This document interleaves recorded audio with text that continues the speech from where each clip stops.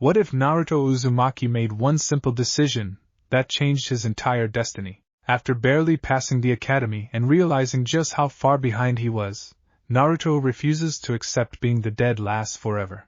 Instead of complaining, he begins training every single night in secret, pushing himself beyond his limits while everyone else sleeps. No legendary bloodline awakens, no hidden master appears, no miracle saves him, just relentless determination and an unbreakable promise to himself. But what starts as a simple vow to become stronger will create a ripple that changes Team 7, earns Kakashi's respect, transforms his rivalry with Sasuke, and rewrites the future of the Hidden Leaf. This is the story of what if Naruto trained every night from day one. Grab your favorite snack, sit back, and enjoy the journey. The sun had long since dipped behind the Hokage monument by the time Team 7 finally staggered off the training field, and still Naruto Uzumaki did not go home. He told himself it was because he wasn't hungry, which was a lie so obvious that even he didn't believe it for more than a few seconds. His stomach had been growling since noon, but there was a heavier hunger sitting in his chest,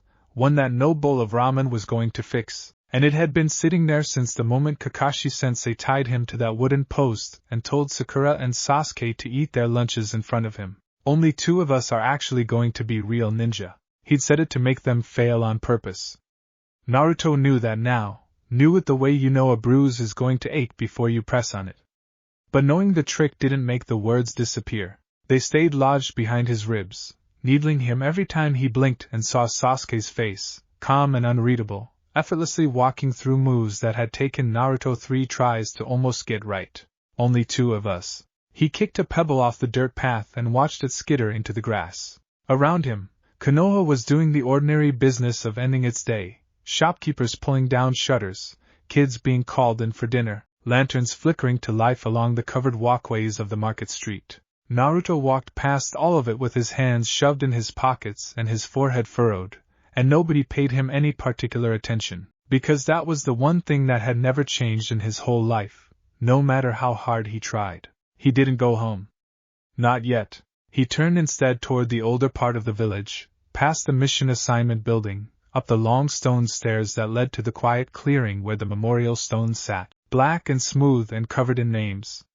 He'd been here only a handful of times before, usually dragged along on some errand, usually not paying attention, but tonight his feet carried him there like they already knew the way, like some part of him needed to stand in front of it. The stone was cold under the darkening sky. Naruto crouched in front of it, forearms on his knees, and read the names without really reading them. The way you look at something familiar without truly seeing it. You probably wouldn't be impressed either, he muttered to no one. Tying a guy to a post. Some test. The stone, predictably, said nothing back. He thought about Kakashi's other words. The ones that came after the trick, after Sakura's fear and Sasuke's grudging effort and Naruto's own stubborn refusal to just lie down and lose. Those who abandon the mission are trash, but those who abandon their comrades are worse than trash. He'd liked that line. He still liked it. It was the kind of thing that made a person feel like maybe, somewhere down the road, he could be someone worth trusting. But underneath the warm feeling was a colder one, and it had been growing larger with every hour since. Sasuke hadn't needed a lecture about comrades. Sasuke had already understood the exercise half a step ahead of everyone, had already worked out that Kakashi wanted them to share. Had done it because it made tactical sense before it ever occurred to him to care. And Naruto had figured it out because Sasuke told him to, blunt and irritated, like explaining something to a child. Only 2 of us are actually going to be real ninja. He pressed the heels of his hands against his eyes and breathed out slowly through his nose. This was the part where, on any other night, he might have told himself it didn't matter, might have gone home and eaten instant ramen straight from the cup and fallen asleep in his clothes, ready to wake up tomorrow and bluster his way through another day exactly the same as this one. But something in him, something stubborn and small and very, very tired of being laughed at, refused to let the thought go. I'm not gonna be the guy standing on the outside, he said out loud, and his voice sounded strange in the empty clearing, too serious for a 12-year-old. Too quiet for someone who usually announced everything he thought at top volume. Not anymore. He didn't know, in that moment, that this decision, this quiet, half-formed vow made to a slab of stone with no ears to hear it, was going to be the one that mattered more than any jutsu he ever learned. He only knew that he was sick of watching Sasuke's back, sick of being the punchline, sick of feeling like the only reason anyone believed in him was because Iruka-sensei was kind enough to pretend. He stood, wiped his palms on his pants, and looked out over the village lights. "I'm not going home to sleep," he said. "Not yet." The training ground Team 7 used was empty at this hour, moonlight falling in long silver bars across the trampled grass. Naruto walked to the same tree he'd failed to climb that morning, the one with the deep gouge marks where his chakra control had blown chunks of bark clean off the trunk, and stood in front of it with his hands on his hips, breathing hard already just from the walk up the hill. He hadn't eaten. He was going to regret that later. He didn't care right now. "Okay," he said to the tree, like it might argue back. "Okay. Let's go again." He remembered Kakashi's brief, almost bored explanation from the bell test days. Not tree climbing exactly, that had come from somewhere else. Some scrap of advice Iruka had once given him about chakra control exercises for students who were behind. Focus the chakra to your feet. Not too much, not too little. Too much, and you'll blow yourself off the tree. Too little, and you'll just slide off. He hadn't had the patience to master it back at the academy. He'd been more interested in pranks, in getting attention any way he could, because negative attention was still attention and better than none at all. That felt like a long time ago now. A different Naruto, maybe. One who didn't have a headband yet. He ran at the tree. The first attempt sent bark flying in a small explosion, and he hit the ground on his back with a grunt, staring up at the darkening sky through a haze of wood chips. "Too much," he muttered, echoing Iruka's old lesson in his own head. He sat up, rubbed the back of his skull, and got to his feet again. The second attempt, he barely made it 2 steps up the trunk before his foot slid clean off and he stumbled, catching himself against the bark with both hands, breathing hard. "Too little that time," he said, more to himself than the tree. "There's gotta be a middle." He didn't have a scientific way to describe what middle felt like. Nobody had ever explained chakra control to him in a way that made real sense.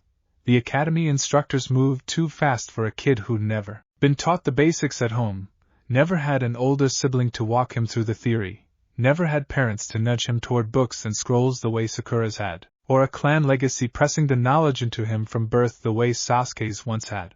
Everything Naruto knew, he'd had to piece together from scraps, half-heard explanations, trial and error, sheer bloody-minded repetition. So he did the only thing he knew how to do. He tried again, and again, and again. By the 20th attempt, his legs were shaking and his palms were scraped raw from where he kept catching himself on the bark, and he had made it, at best, 4 steps up the trunk before sliding back down in an undignified heap. He lay on the grass, staring up at the stars starting to prick through the deepening blue, and let himself catch his breath. "This is stupid," he said to the sky. "This is so stupid. Sasuke probably got it in like 2 tries. The thought made something twist in his gut, and instead of deflating him, it made him grit his teeth and sit back up. "Fine," he said. "Fine. 21 then." He didn't know exactly when the pattern started, but somewhere around the 40th attempt, something shifted. It wasn't a triumphant moment, no burst of golden light, no epiphany with a musical sting. It was small and almost disappointing in how unremarkable it felt. He simply noticed, dimly, in the exhausted fog of his own concentration, that his foot hadn't slipped that time. He made it 5 steps before his focus wavered and he lost the thread of chakra and slid the rest of the way down. He froze halfway down the trunk, arms windmilling for balance, and grinned so wide it hurt his face. 5 steps.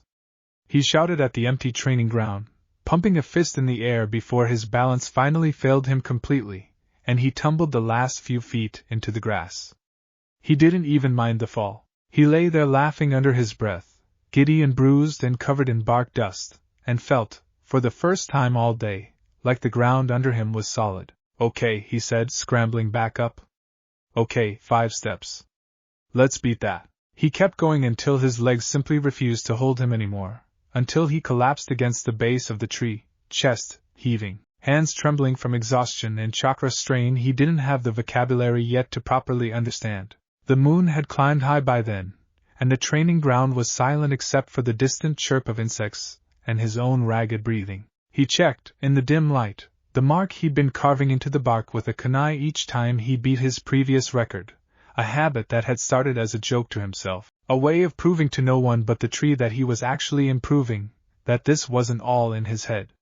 The highest mark sat roughly 8 feet up the trunk, 8 feet. Out of a tree that had to be 40, 50 feet tall.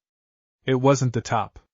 It wasn't even close to the top. But 6 hours ago, he hadn't been able to manage 2 steps before flying backward into the dirt. He looked at the marks for a long moment, tracing them with his eyes, the messy, uneven line climbing gradually higher up the bark, and something settled in his chest that felt different from anything he'd felt all day. Not triumph, exactly. Something quieter, something that felt almost like proof. I can get better. I can actually get better if I just don't stop. It seemed like such an obvious thought to have. But nobody had ever told him that in a way he believed. Not really. Not in a way that felt like it was actually meant for him, and not just something adults said to children to make them feel better. Irika had told him he had potential, sure, in that warm, exasperated way of his. But potential was a word people used about things that hadn't happened yet. Tonight, for the first time, Naruto had watched himself get better, in real time, through nothing but sheer bloody-minded repetition.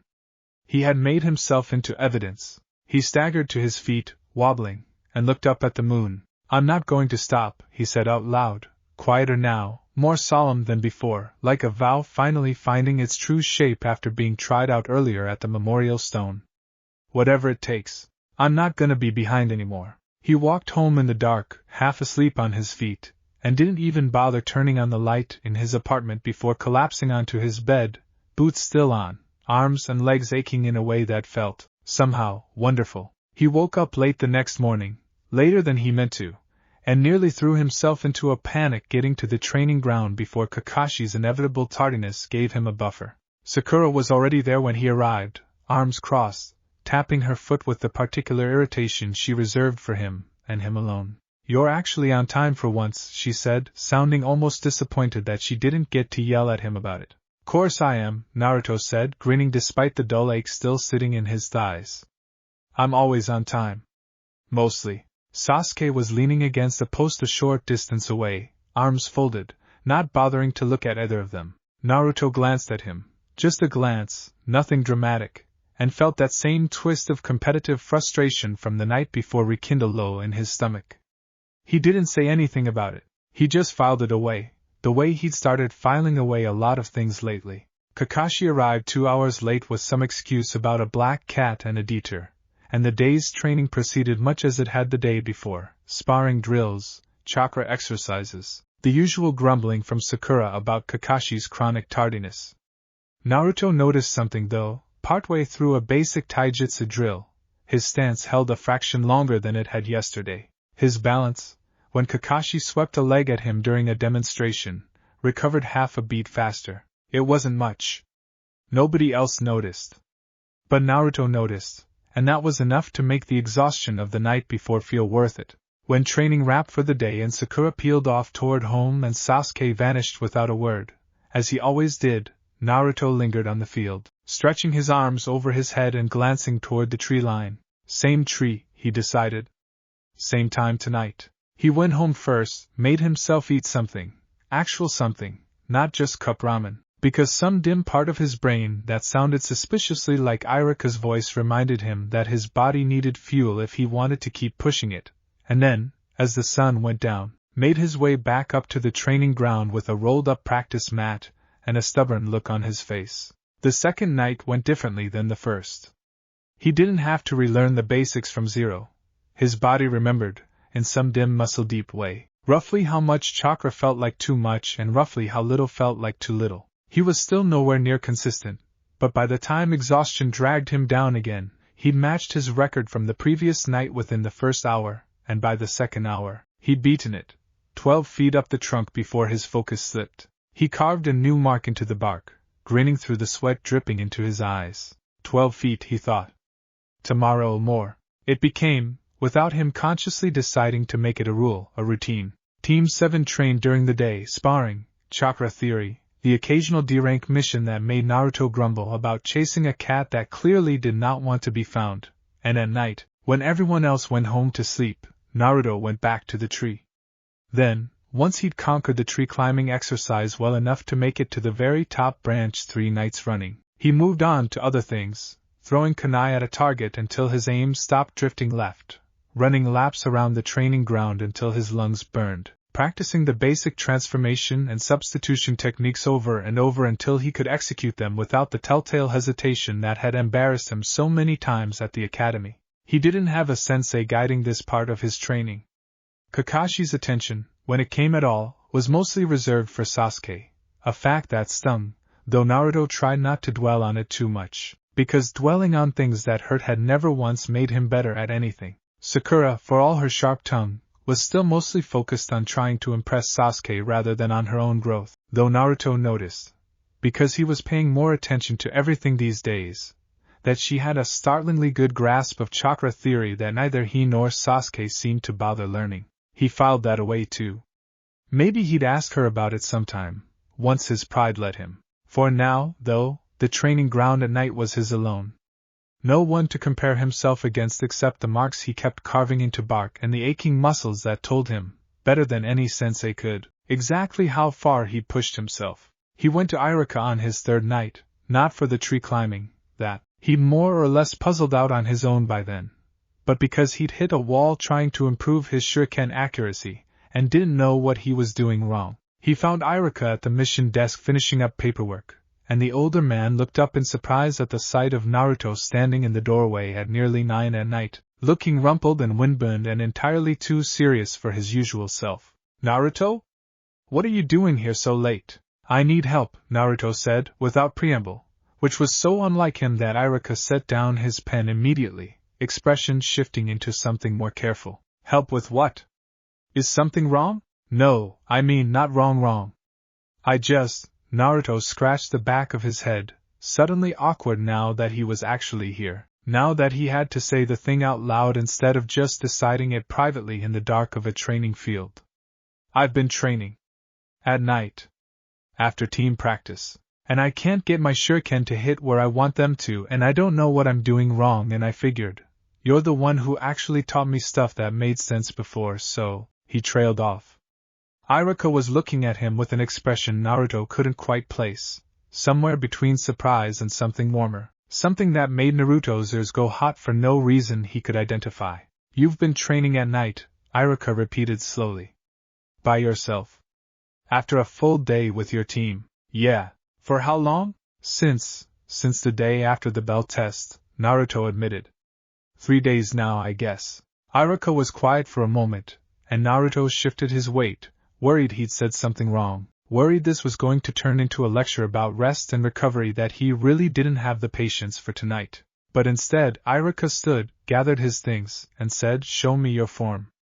"I've got a few minutes." They went out to the practice yard behind the mission building, and under a single flickering lamp, Irika walked Naruto through the mechanics he'd been missing, the angle of the wrist on release, the importance of following through instead of stopping the arm dead at the moment of the throw, the way weight distribution in the stance affected accuracy more than raw arm strength ever would. It was maybe 20 minutes of instruction, unhurried and patient in the way only Irika ever seemed to be with him, and by the end of it, Naruto's shuriken were landing within a hand's width of the bullseye instead of scattering across the target board at random. "There," Irika said, satisfied, as Naruto retrieved his shuriken with a grin splitting his face nearly in half. "That should help." "But Naruto," his voice turned more serious, and Naruto glanced up at him. "Training at night, after a full day, every day, that's not sustainable if you don't also rest. Your body needs sleep to actually build the strength you're working for. You understand that, right? Training that hard without recovery just breaks you down. It doesn't build you up." Naruto considered this. It made sense, in the abstract way that a lot of grown-up advice made sense without actually feeling real to a person who'd never had anyone enforce a bedtime on him. "I'll be careful," he said, which wasn't quite a promise, and Irika seemed to hear the difference, because he sighed and ruffled Naruto's hair with a rough, affectionate hand. "Just don't collapse in the middle of a mission," he said. "And Naruto," he hesitated, like he was deciding whether to say the next part. "Whatever's driving this, I'm proud of you for it. You've got more heart than half the shinobi twice your age. Just make sure you're building yourself up, not just running yourself into the ground trying to prove something. Naruto didn't have a good answer for that, so he just grinned wider and said, "Thanks, Irika-sensei," and jogged off into the dark to squeeze in another hour before he let himself go home. He thought about Irika's words later, lying in bed with his muscles aching in that satisfying way that meant he'd earned something. Building myself up, not just proving something. Maybe those were the same thing, in the end. Maybe they didn't have to be different at all. He fell asleep before he could fully untangle the thought, and when he woke the next morning, later than he wanted but not as exhausted as he'd feared, he found that some of the ache had already faded, replaced by something that felt almost like readiness. Team 7's missions in the following weeks were, by any objective measure, unglamorous. Chasing the same cat that never wanted to be found. Weeding gardens for elderly civilians who complained about the pace. Painting fences a shade of color nobody seemed to actually like. Naruto complained about all of it, loudly, the way he always had. Some things, he figured, didn't need to change just because he'd decided to get serious about training. Complaining about boring missions and training obsessively at night weren't mutually exclusive. If anything, the boring missions made the training feel more urgent, a countdown clock ticking somewhere in the back of his mind. We're going to get a real mission eventually. I need to be ready. He noticed, though, that the boring missions were teaching him things too, if he paid attention. The cat chase demanded stealth and quick reflexes. The D-rank client's monstrous pet had scratched him more than once before he learned to read its body language and anticipate its darting movements. The fence painting jobs, dull as they were, gave him hours of repetitive, low-stakes time to practice controlling small, precise amounts of chakra in his fingertips, testing whether he could hold the brush steady while simultaneously maintaining a faint chakra thread, an exercise he'd invented for himself after overhearing Kakashi mention, offhandedly, that fine chakra control was the foundation for nearly every advanced technique a ninja would ever learn. Kakashi, for his part, mostly kept his usual distance, nose buried in his orange book during breaks, offering only the occasional dry comment during training. But Naruto caught him, once or twice, watching with something sharper than his usual half-lidded disinterest, a flicker of genuine attention that vanished as soon as Naruto noticed it, replaced instantly by that lazy, unreadable expression Kakashi wore like armor. It happened for real, undeniably, on the 9th day. They were running a basic chakra control exercise, walking up the same practice trees Team 7 trained on, a drill Kakashi had assigned mostly to gauge their baseline levels of control before deciding what to focus on next. Sakura, whose reserves were smaller but whose control was startlingly refined, made it look almost effortless, gliding up her tree with the kind of natural precision that made Sasuke's jaw visibly tighten in irritation. Sasuke himself managed the exercise on his third attempt, controlled and calculating, clearly frustrated that Sakura had beaten him to it but unwilling to show more than a flicker of that frustration on his face. And Naruto walked up his tree on the first attempt, all the way to the top branch, and stood there with his arms crossed and a smug grin plastered across his face, looking down at his stunned teammates like he'd been doing this his whole life. The silence that followed was almost funny. "Naruto," Sakura said slowly, staring up at him with her mouth slightly open. When did you learn to do that?" Sasuke's voice was flat, but his eyes had narrowed, tracking Naruto's position on the branch with an intensity that hadn't been there a second ago. Naruto's grin widened, though he tried, with some effort, to sound casual about it. "Practiced," he said. "You know. On my own time." Kakashi, from his position leaning against a tree trunk below, closed his book with a soft snap and looked up at Naruto with an expression that, for once, wasn't lazy or distracted at all. "How long have you been practicing this?" he asked. Naruto shrugged, dropping down from the branch in a controlled fall that ended in a light crouch, another thing he practiced, alone, in the dark, more times than he could count. "Little over a week." "A week." Kakashi's visible eye studied him for a long moment, and Naruto felt, under that gaze, something he hadn't quite felt from his sensei before, not the usual bored tolerance, but genuine reassessment, the kind of look you gave something you'd underestimated. "You went from failing to complete this exercise during the bell test evaluation to a clean first attempt ascent, in a week, without instruction." I had some instruction, Naruto said, a little defensively. Iruka-sensei helped with my shuriken form. And I remembered some stuff from when you explained the chakra control thing before. I explained it in about 4 sentences, Kakashi said, on our first day as a team, while I was more concerned with tying you to a post. Yeah, well. Naruto scratched the back of his neck, suddenly uncomfortable under the weight of everyone's attention, Sakura's included, who was still staring at him like he'd grown a second head. I figured it out. Mostly by falling on my face like 50 times. There was a pause. Then, unexpectedly, Kakashi's visible eye curved into that familiar crescent shape that meant he was smiling behind his mask. 50 times, he repeated, sounding almost amused. Well, I suppose that's one way to learn. He didn't say anything else about it in the moment, turning the conversation instead toward the day's remaining drills, but Naruto noticed, because he noticed everything now, some new and hyper-attentive part of himself cataloging every reaction, every shift in the way people looked at him, that Kakashi's gaze lingered on him more than usual for the rest of the session, not suspiciously. Thoughtfully, Sasuke didn't say anything at all, not for the rest of the day. But that evening, as Team 7 was dismissed and everyone began to disperse, Naruto caught him glancing back, just once, just for a second, with an expression that wasn't quite hostile and wasn't quite respectful, but sat somewhere uneasily in between, like a piece on a game board that had just realized the other pieces were moving differently than expected. Naruto didn't say anything either. He just grinned to himself, shoved his hands in his pockets, and headed for the training ground, because the tree-climbing exercise, as satisfying as it had been to master, was only the beginning. That night, instead of heading straight to the training field, Naruto found himself once more climbing the stone steps to the memorial. He wasn't sure why. Some instinct pulled him there, the same instinct that had carried him that first night after the bell test.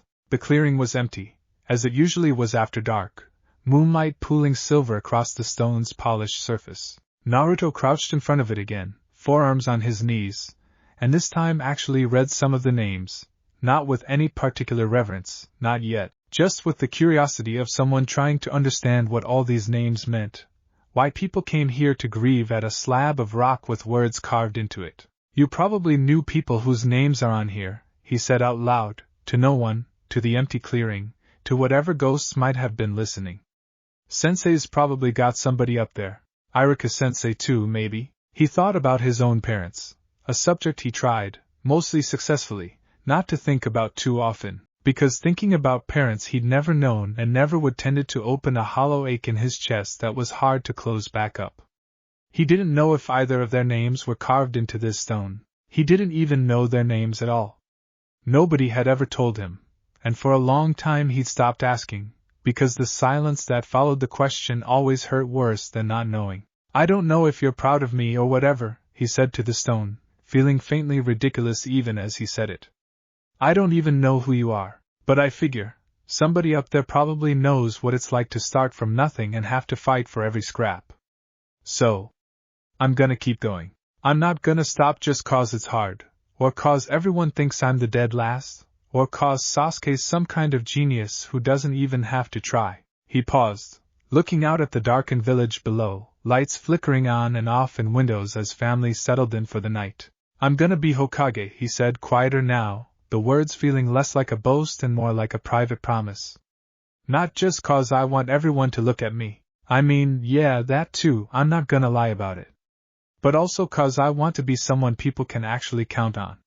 Someone who doesn't quit.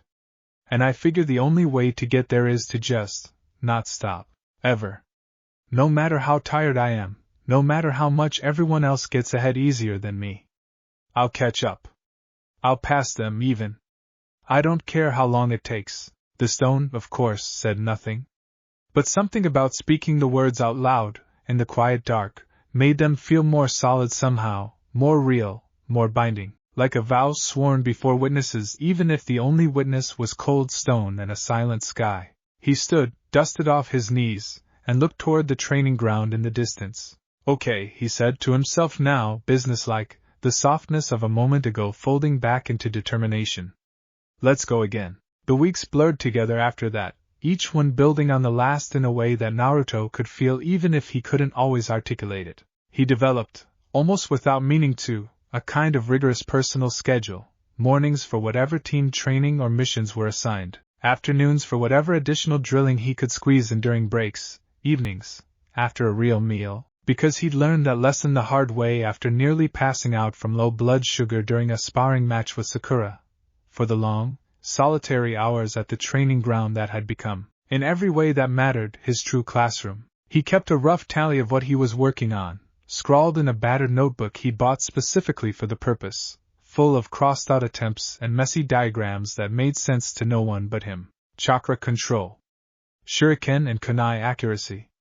Basic taijutsu forms, practiced over and over until his body moved through them without conscious thought. The academy jutsu, transformation, substitution, the ordinary clone technique that had failed him so spectacularly during his graduation exam, refined and refined again until even his weakest technique, the regular clone jutsu that his chakra reserves made almost impossible to perform cleanly, stopped embarrassing him quite so badly. He didn't neglect his shadow clones either. If anything, he leaned into them more than almost any other genin his age would have thought to, because he'd stumbled onto something during one particularly frustrating night of failed chakra control exercises. A single shadow clone, created almost out of spite when he couldn't get a technique right on his own, had somehow made the exercise easier to understand once he watched himself perform it from the outside. It wasn't a discovery with any grand theoretical backing. Nobody had explained to him yet the deeper mechanics of how a shadow clone's experiences transferred back to the user. But Naruto, ever practical, ever willing to lean into whatever worked without needing a scientific explanation first, began using clones more and more deliberately as training partners, sparring dummies, extra sets of hands to hold targets steady, or track his kunai trajectory from different angles. It made his nights longer. It also made his progress faster, in ways even he didn't fully appreciate yet. Sakura noticed the change before Sasuke did, in her own way. She'd never been particularly warm toward Naruto. His loud, clumsy attempts to impress her had mostly earned him irritation rather than affection. But somewhere in that second and third week, her sharp remarks softened, just slightly, from outright dismissal into something closer to grudging curiosity. "You're actually landing your kunai now," she observed one afternoon, watching him retrieve a set from a target board that, weeks earlier, he would have missed entirely. "Since when?" "Since I practiced," Naruto said, trying and mostly failing to sound nonchalant about it. Sakura studied him for a moment, arms crossed, her green eyes narrowing slightly in the particular way she had when she was actually paying attention instead of just performing disdain for an audience. "You've been coming in with bruises. And you keep falling asleep during Kakashi-sensei's lectures." "I do not." "You do. You fell asleep standing up yesterday. I watched it happen." Naruto flushed, embarrassed, and opened his mouth to argue before deciding for once that honesty might actually serve him better than bluster.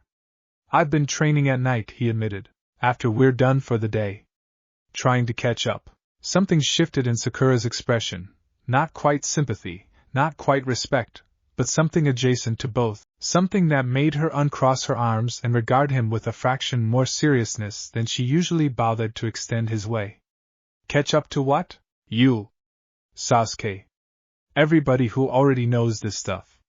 He shrugged, kicking at a loose stone on the ground, unable to quite meet her eyes. "I never had anybody to teach me the basics before the academy. Iruka-sensei tried, but there's only so much one guy can do for a whole classroom. I always felt like I was starting from behind everyone else. So I figured the only way to fix that is to just work more, since I can't magically know things I was never taught." Sakura was quiet for a moment, and Naruto braced himself for a sharp comment, for the usual dismissal. "Of course you're behind, you're Naruto," that he half expected out of long habit. Instead, she said, "That's actually kind of smart," in a tone of grudging surprise that made Naruto's head snap up. "Wait, really? Don't get used to it," she said quickly, crossing her arms again as though to physically retract the compliment. "I'm just saying, most people would just complain about being behind instead of doing something about it. That's not nothing." It wasn't a large thing, in the scheme of a whole conversation. But Naruto turned it over in his head for the rest of the day, replaying it with a small, private warmth in his chest. The kind of warmth that came from being seen, really seen, for what he was actually trying to do, by someone whose opinion he desperately wanted to matter, and had never really believed he had a chance of earning.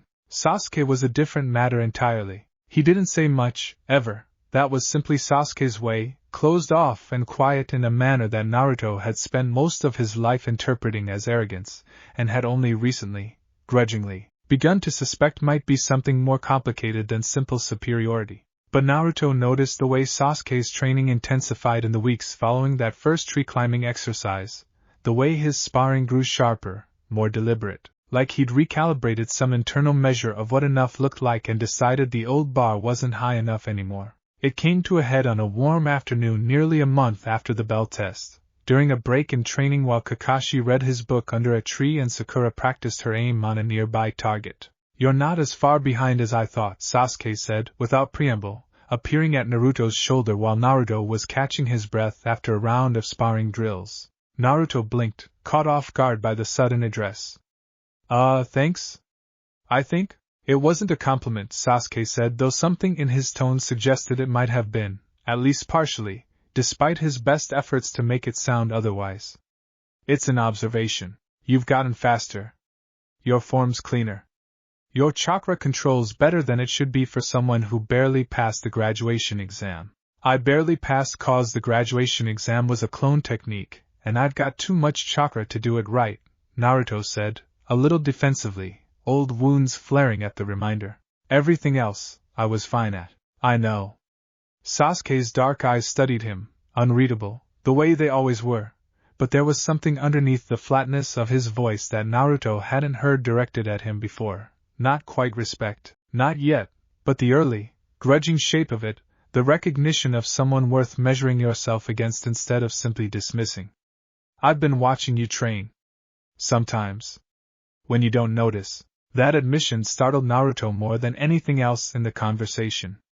Wait, you've been watching me? Sasuke's jaw tightened, like he regretted the admission the second it left his mouth. Not on purpose, he said, which wasn't much of an answer at all. I train late too sometimes. I've seen you out there. Naruto didn't quite know what to do with that information. The idea that Sasuke Uchiha, prodigy of prodigies, effortless golden child of Team 7, had been watching him, quietly, from some distance, tracking his stubborn nightly progress the same way Naruto had been tracking Sasuke's effortless daytime brilliance. It felt, in some strange way, like being handed a piece of a puzzle he hadn't realized was missing. Why? He asked, unable to help himself. Sasuke was quiet for a long moment, looking off toward the training field where Sakura's kunai thudded steadily into a target. When he finally spoke, his voice was low, almost reluctant, like the words cost him something to say. Because I need to know who I'm actually up against, he said. If you're catching up, if you're going to keep catching up, I need to know that. I can't afford to underestimate anyone. Not anymore. There was a weight behind those last two words that Naruto didn't fully understand yet, a weight tied to something in Sasuke's past that Naruto only had fragments of, half-heard rumors about a clan and a tragedy that nobody talked about directly in front of him. He didn't push. Some instinct, newly developed alongside all his other newly developed instincts, told him this wasn't the moment to ask. Instead, he grinned, that same wide, stubborn grin that had gotten him through every bad day of his life so far, and said, well, get used to it then. 'Cause I'm not slowing down. I'm gonna catch up to you, and then I'm gonna pass you, and then you're gonna be the one training at night trying to catch up to me. For a moment, Sasuke looked at him with something that might, in a better light, in a kinder world, have almost been the beginning of a smile, thin and fleeting, gone before Naruto could be entirely sure he'd seen it at all. We'll see, Sasuke said, and turned to walk away, but there was something lighter in his step than there had been a moment before, something that suggested the exchange, brief and prickly as it was, had shifted something between them in a way either of them was quite ready to name out loud. Naruto watched him go, still grinning, and felt, for the first time in longer than he could remember, like the gap between dead last Naruto and the rest of them wasn't a fixed and permanent thing after all. It was just a distance.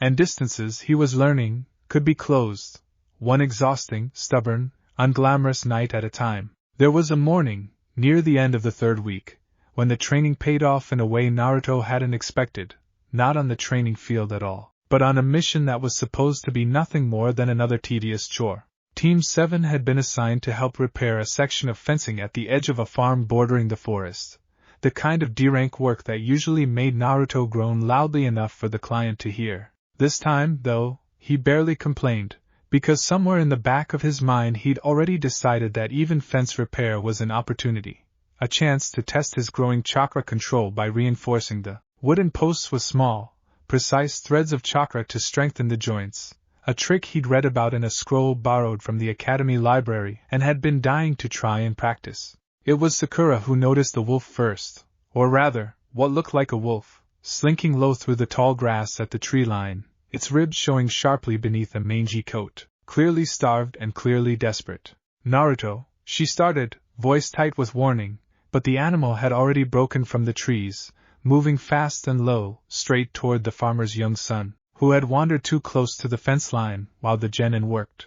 Old Naruto from a month ago, would have frozen, or charged in loud and reckless, relying on nothing but stubbornness and hope.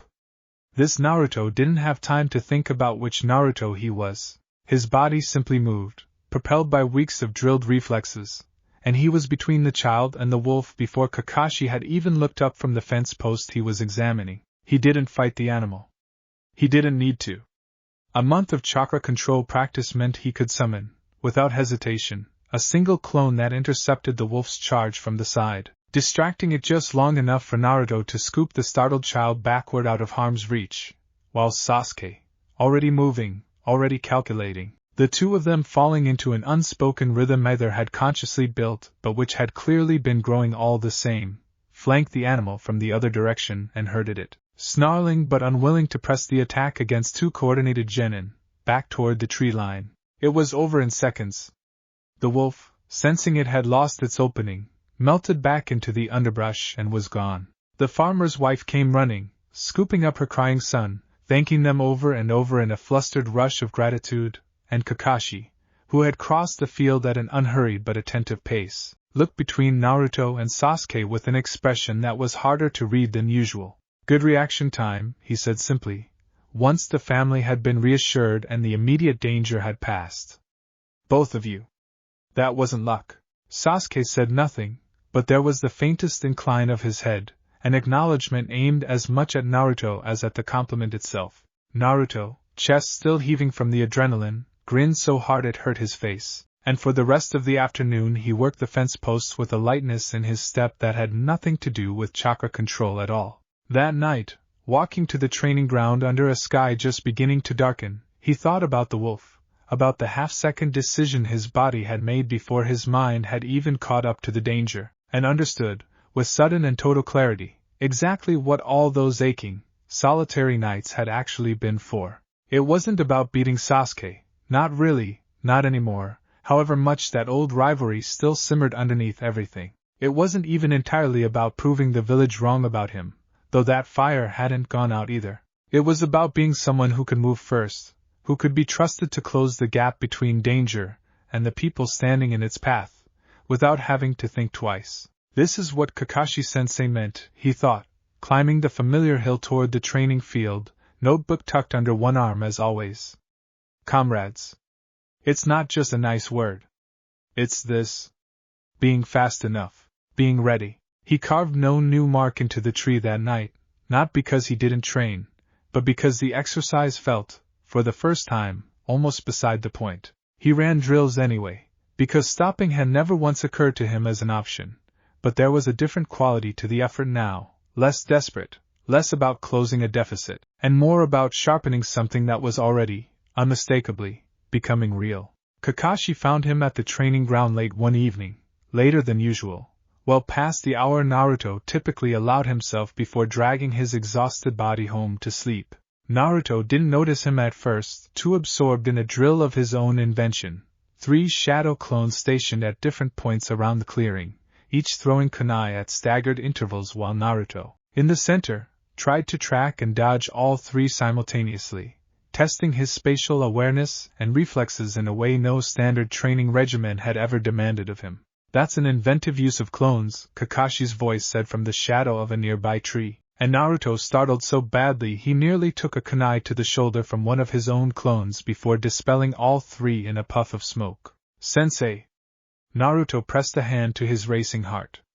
Don't sneak up on people like that. I wasn't sneaking, Kakashi said mildly, pushing off from the tree and strolling closer, his single visible eye taking in the churned-up dirt of the clearing, the worn grooves in the bark of the tree-climbing tree, the scattered kunai still quivering in various targets around the field.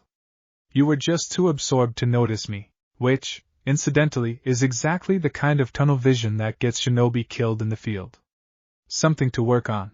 Naruto flushed, embarrassed, but filed the correction away with the same seriousness he'd started applying to every piece of advice anyone bothered to give him these days. Noted, he said. What are you doing here so late, sensei? Kakashi didn't answer directly. Instead, he wandered over to the tree-climbing trunk, running 2 fingers along the deep grooves where Naruto had, over the past weeks, carved his progressive marks. No longer just simple lines now, but a whole ladder of them climbing the bark, each one a testament to a night Naruto had refused to quit before he'd beaten his own previous best. You've been coming here every night, Kakashi said. It wasn't a question. Yeah, Naruto admitted, some old, defensive instinct rising in him despite himself, half expecting a lecture, half expecting to be told he was pushing too hard, that he should slow down, that a kid his age shouldn't be training himself into exhaustion on his own with no supervision. Instead, Kakashi turned to look at him, and his visible eye sharp, assessing, the eye of a man who had spent a lifetime evaluating potential in others, studied Naruto for a long moment before he spoke again. You've improved more in a month than most genin manage in half a year, he said. I've been keeping half an eye on this training ground, you know. Officially I'm reading. He held up his ever-present orange book with a faint, wry gesture. Unofficially, I notice things. It's something of an occupational habit.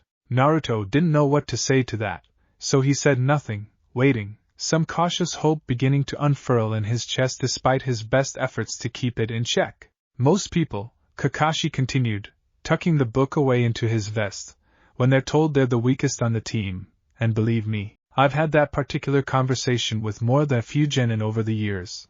They either give up entirely, or they resent the people who beat them, and let that resentment curdle into something that makes them worse teammates instead of better shinobi. He tilted his head slightly, considering Naruto was something that looked, for once, entirely unguarded.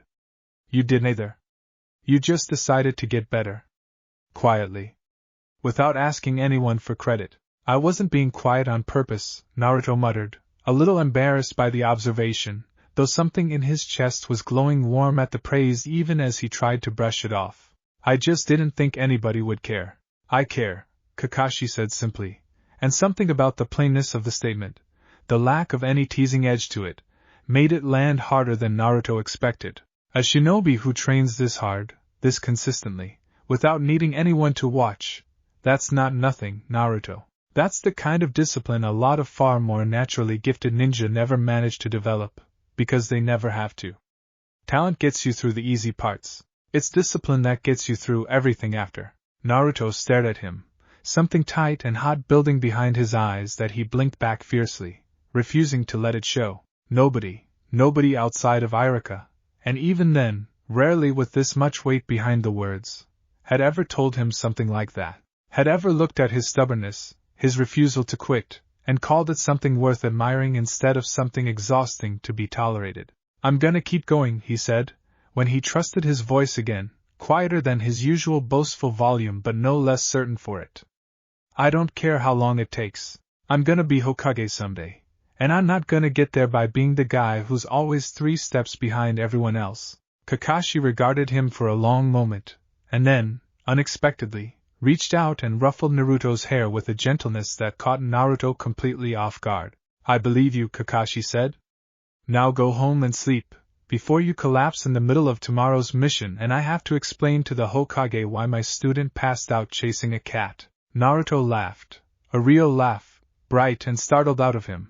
And for the first time in longer than he could remember, the exhaustion in his limbs felt less like a burden and more like a badge. Evidence of a battle he was slowly, stubbornly, unmistakably starting to win. He gathered his kunai, dismissed the last lingering wisp of chakra from his earlier clones, and started the walk home under a sky thick with stars, turning over Kakashi's words in his mind the whole way. Discipline gets you through everything after, and thinking, with a private, fierce satisfaction, that whatever tomorrow's training brought, whatever new frustration or setback waited for him at that tree line, he would be there again the following night, and the night after that, and every night after that, for as long as it took. He didn't know yet what waves this quiet, stubborn choice would eventually send rippling through everything ahead of him, through a mission to the land of waves that would test him sooner and harder than he expected, through a Chunin Exam that would demand every scrap of strength he was building now, through fights and losses and victories he couldn't yet imagine. He only knew, walking home alone through the sleeping streets of Konoha with his notebook of scrawled progress tucked under his arm and his muscles aching in that satisfying, earned way, that he had made a promise to himself at a cold stone slab under the stars, and that he intended, with everything he had, to keep it. The vow at the memorial stone had been small, quiet, unwitnessed, except by names carved in rock and a sky full of indifferent stars. But some promises don't need an audience to matter. Some promises only need to be kept, and Naruto Uzumaki, dead last of his graduating class, the boy nobody expected anything from, intended to keep this one for the rest of his life. The mission request sat on the low table between the Hokage and Team 7 like something almost too ordinary to be worth the ceremony of its presentation. A C-rank escort job. The client, an old bridge builder from the land of waves who needed protection on his journey home. Naruto had barely glanced at the paper before he was on his feet, fists in the air, hollering about finally getting a real mission. Something that wasn't chasing cats or painting fences or picking weeds out of some grandmother's garden until his knees ached worse than they did after a full night of training. "Sit down, Naruto," Iruka said from beside the Hokage's desk, though there was a fondness in his voice that undercut the reprimand. "You'll scare the client." The client in question, a stocky, gray-haired man named Tazuna, with a battered water flask tucked at his hip and a permanently unimpressed expression on his weathered face, looked Team 7 over with the particular skepticism of someone who had expected seasoned professionals and instead gotten 4 people who, collectively, might not add up to one fully grown adult in terms of intimidating presence. "This the best you've got?" Tazuna said, not bothering to lower his voice, jerking a thumb at Naruto in particular. "The short one especially looks like he couldn't guard a chicken coop." "Hey!" Naruto's face went red. "I'll have you know I'm gonna be Hokage someday, you old geezer. I could guard 100 chicken coops." "Naruto," Kakashi said mildly, not looking up from the mission scroll he was skimming. "Diplomacy. He started it," Sakura sighed audibly. Sasuke said nothing, arms crossed, already looking bored with the entire exchange, though Naruto noticed, because he noticed everything about Sasuke these days, an old habit sharpened now into something closer to genuine study, the faint tension in his shoulders that suggested he, too, was eager for something that actually tested him. The third Hokage cleared his throat, and the room settled. "This is a straightforward C-rank escort," he said. "Tazuna will pay for protection to and within the land of waves while the bridge he's constructing is completed. Kakashi will lead. I trust you'll all conduct yourselves as shinobi of the leaf." That last part was aimed, not so subtly, at Naruto, who bristled but managed, through sheer force of will, to keep his mouth shut. They left the village gates the following morning. Naruto had never traveled beyond Konoha's borders before, and despite his best efforts to look composed and professional, a look he'd been practicing, admittedly, in front of his bathroom mirror the night before, mostly without success, he couldn't quite keep the wonder off his face as the forest opened up around them, wide and green and entirely unlike anything the training grounds back home had prepared him for. "Try not to gawk too much," Sakura said, though not unkindly, walking alongside him with her hands clasped behind her back. "You look like you've never left the village." "I haven't," Naruto admitted, which surprised a short laugh out of her, not mocking, just genuine, the kind of laugh that made something warm settle in his chest. "Well, try to look a little more like a ninja and a little less like a kid on a school trip." "I am a ninja," Naruto said, indignant though he did straighten his posture a little, if only to prove the point. Kakashi walked a short distance ahead, orange book in hand as always, apparently absorbed in his reading, and yet, Naruto had learned, over the past month of paying closer attention to everything, that Kakashi's apparent inattention was almost never what it seemed, tracking every rustle of leaves and shift of wind with the kind of vigilance that never quite switched off. Tazuna walked between the genin, muttering occasionally about the pace, sipping water from the flask at his hip now and then, too distracted by the sheer novelty of the open road to think much about it. It was Naruto who spotted the puddle. It shouldn't have struck him as strange. It was just a puddle, sitting innocuous and unremarkable on a dry, sunlit road that hadn't seen rain in what looked like days, except that a month ago, he wouldn't have noticed it at all, wouldn't have had the trained instinct to catch the wrongness of water where there should have been none. But he'd spent weeks now training himself to notice things, to read a training field for the subtle signs of an opponent's chakra, to catch the almost imperceptible ripple in the air that meant someone nearby was concealing themselves. He didn't say anything out loud. He didn't want to look like an idiot if he was wrong, but he slowed his pace, just slightly, angling his body so he could keep the puddle in his peripheral vision, and he saw, or thought he saw, in the half-second before the world exploded into motion, the faintest shimmer along its surface that had nothing to do with wind.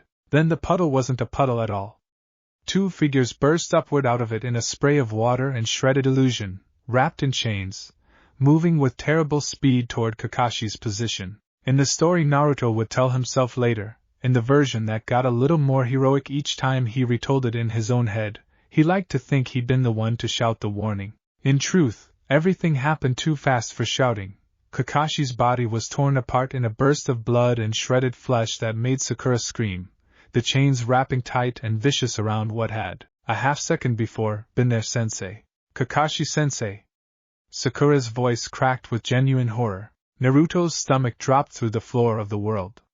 For one terrible, frozen instant, old instincts warred with new ones, the old Naruto who might have simply charged forward screaming, and the new Naruto who had spent weeks training his body to think before it moved, to assess before it committed. The assessment came fast.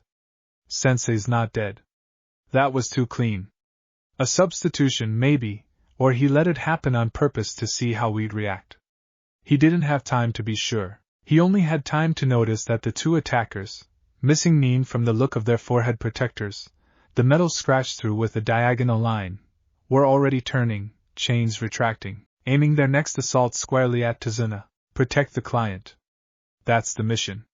That's what matters right now. He moved. He didn't think about the fact that these were the first real enemy shinobi he'd ever faced. Didn't think about the fact that a month ago he would have frozen solid with terror at the mere sight of them. He thought only about the drills he'd run 100 times in the dark of the training field, the reflexive shift of weight, the split-second calculation of angles, the muscle memory of a body that had spent weeks learning to move first and panic later. He threw himself between the attackers and Tazuna, one kunai already in hand, and used the other hand to form the seal for a shadow clone, a single one, thrown out fast and low, aimed at intercepting the nearer attacker's chain before it could reach the bridge builder. The clone took the hit, a burst of chain and claw tearing through it in an unremarkable puff of smoke, but the half-second of confusion it bought was enough for Sasuke, already moving, already ahead of Naruto in raw reaction speed even now, even after everything, to pin the second attacker's chain to a nearby tree with a well-thrown shuriken,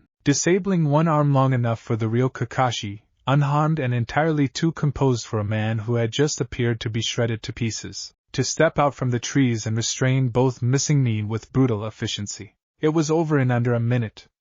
The attackers, identified moments later as the Demon Brothers, hunted men from the hidden mist, were bound and questioned, and Kakashi's expression, as he looked over his students, was harder to read than usual. Not quite approval, not quite concern, something layered and complicated underneath the visible half of his face. Naruto, he said.